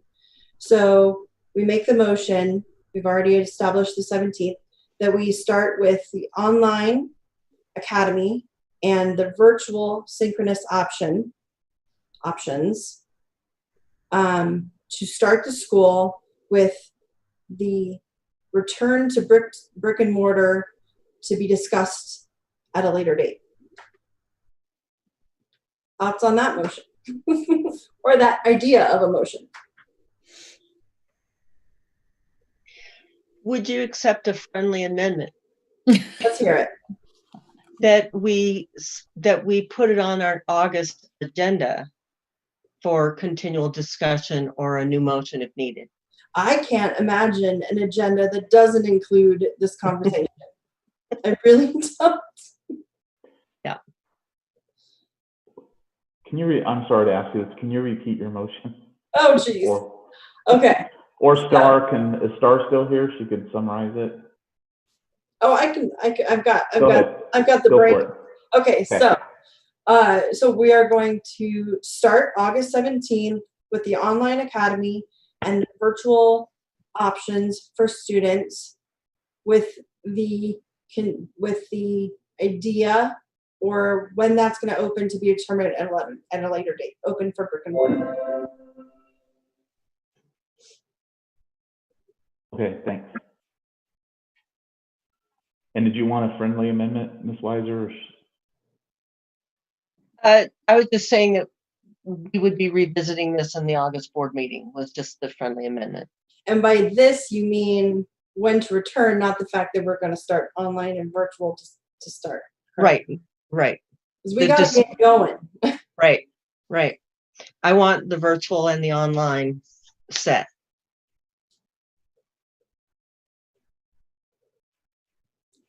Well, I made that. So that's a second with the. There we go. Was that I didn't hear the second. Was that a second? That was a second with that friendly amendment. To accept the friendly amendment of discussion in August. So we have a motion and a second. Any discussion? I would just add that I would reiterate that we need to leave the decision to the parents and to the staff. And if we have staff who do not want to teach in the live setting, that we accommodate them and they are assigned to virtual or the online, and as well as students or parents who don't want their students in the classroom. And we have all options available to everyone. You're saying that once the decision is that we are clear, the options are still available in the COVID world, when we're clear brick and mortar, that the online academy, the virtual option, those remain options. Is that what you're saying? No, I'm saying that we make those options available for August 17th. Mm-hmm.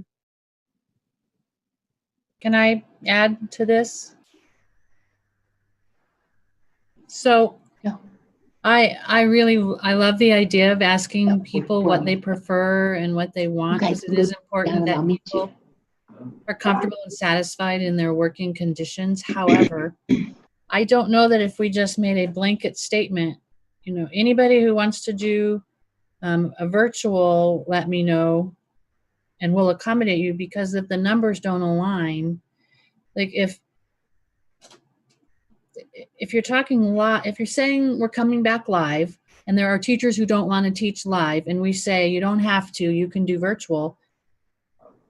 If X number of students want live, but more teachers want virtual, I'm not going to have teachers for live. Does that make sense? I can't just tell everybody they can have what they want, as much as I would love to be able to do that.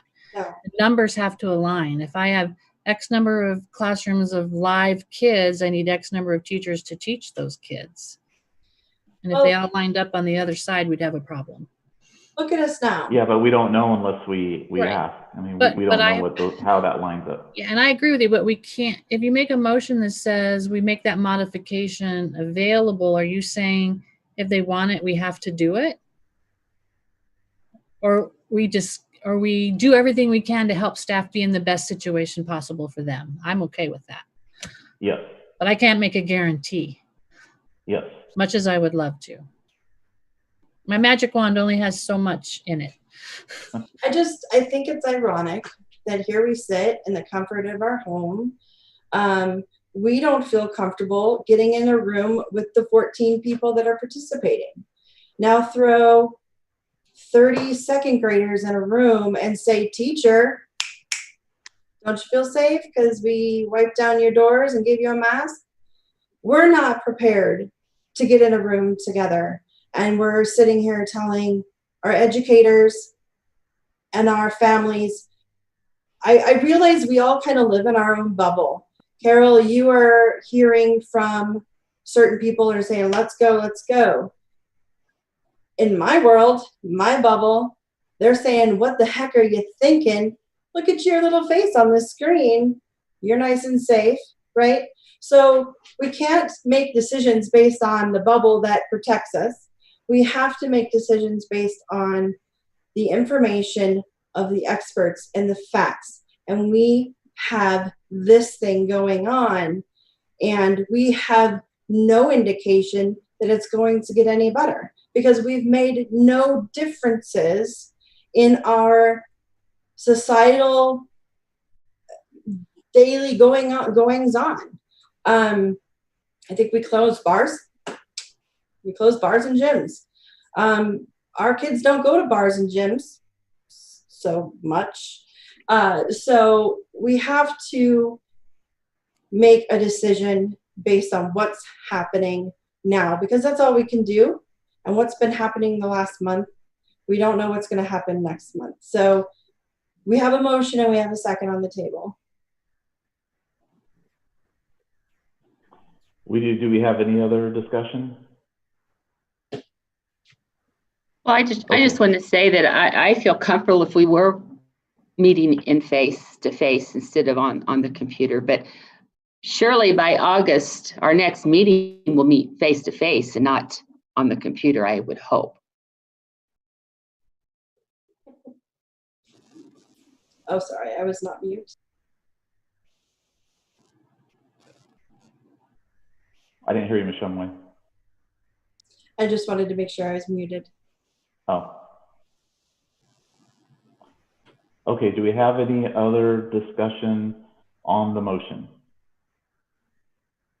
I'm just going to be redundant. I'm just going to be redundant and make sure that we're all clear with the motion. Just that in August, we will come back to discussion and take action if needed on whether or not we can open to in-person classrooms. But our motion is definitely we have the online component and we are going virtual to start school on the 17th. Am I correct? I believe so. Is that correct, Ms. Shumway? That is correct. Mm-hmm. That is. Okay. Okay, thank you, Ms. Weiser. Unless, so we have. Unless otherwise determined in August, I'm going to get asked a lot. What does that mean? And I'm not quite. That's my, okay. So that's what I'm thinking as well. So I'm thinking in August, it's not determine whether we are. I think it's in August, set some clear criteria that we are expecting ourselves to meet or our community to meet to make that decision. I think that is August's plan, is to set the criteria. And see if we meet it, I suppose. For in-person in the, yes, to set the criteria for the future opening of in-person. Yes, but that's next agenda. Let's focus on this one. So this focus is we're going to open August 17th, online, virtual, next. Okay, so does anyone need the motion repeated? So we'll do a roll call vote, and I'm just going to start with the upper left square. Ms. Shumway, yay or nay for your motion? Yay. Yes, no, yay? Yeah. Okay. Yes. I vote no. So now we're going to the lower left square. Mrs. Young? I vote yay. Ms. Young votes yay. Ms. Weiser? Aye. Aye. Okay, so the motion passes 3-1. And does anyone need the motion repeated? Do you have it, Ms. Dorner? I hope so. What I heard you say was we're definitely opening school on August 17th. We are definitely continuing with signups for our online academy. We are definitely going to continue preparing with technology, with training, with preparation, and the plan to open virtually on the 17th. And that at the August board meeting, we will set the criteria for what in-person learning looks like.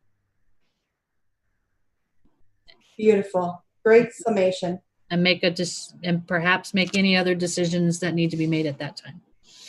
And that was to set the criteria for what is defined as safe, correct? At the August meeting? Right. Okay. I think I would see it as a rubric. So rubric item number 1, governor lifts the proclamation. Rubric item 2, class sizes allow for social distancing.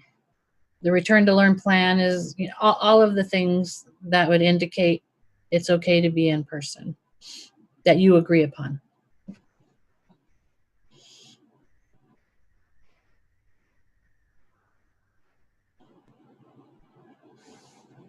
You're muted, Charlie. Did we approve the calendar? Sorry, I was just asking. I Yes. think we do need us to. I think we do need to approve that because it was a calendar that was sent over to us with certain days of the minimum attendance and so forth. So The motion was already made by Weiser and Young. Star says the motion was made by Weiser and Young for the calendar. I thought that was just for the August 17th. That was for start August date. 17th start. Just for the opening date. Two different motions. Yeah. So go ahead So the with calendar has certain dates. So do we have a motion to approve the 2021 calendar or school year calendar for 2021 school year? So moved. We have a motion and Second. a second. Any discussion? All those in favor? Aye. Aye. Aye. Any opposed? Motion passes 4-0. We have an easy one. Item 29, approve the listed donations.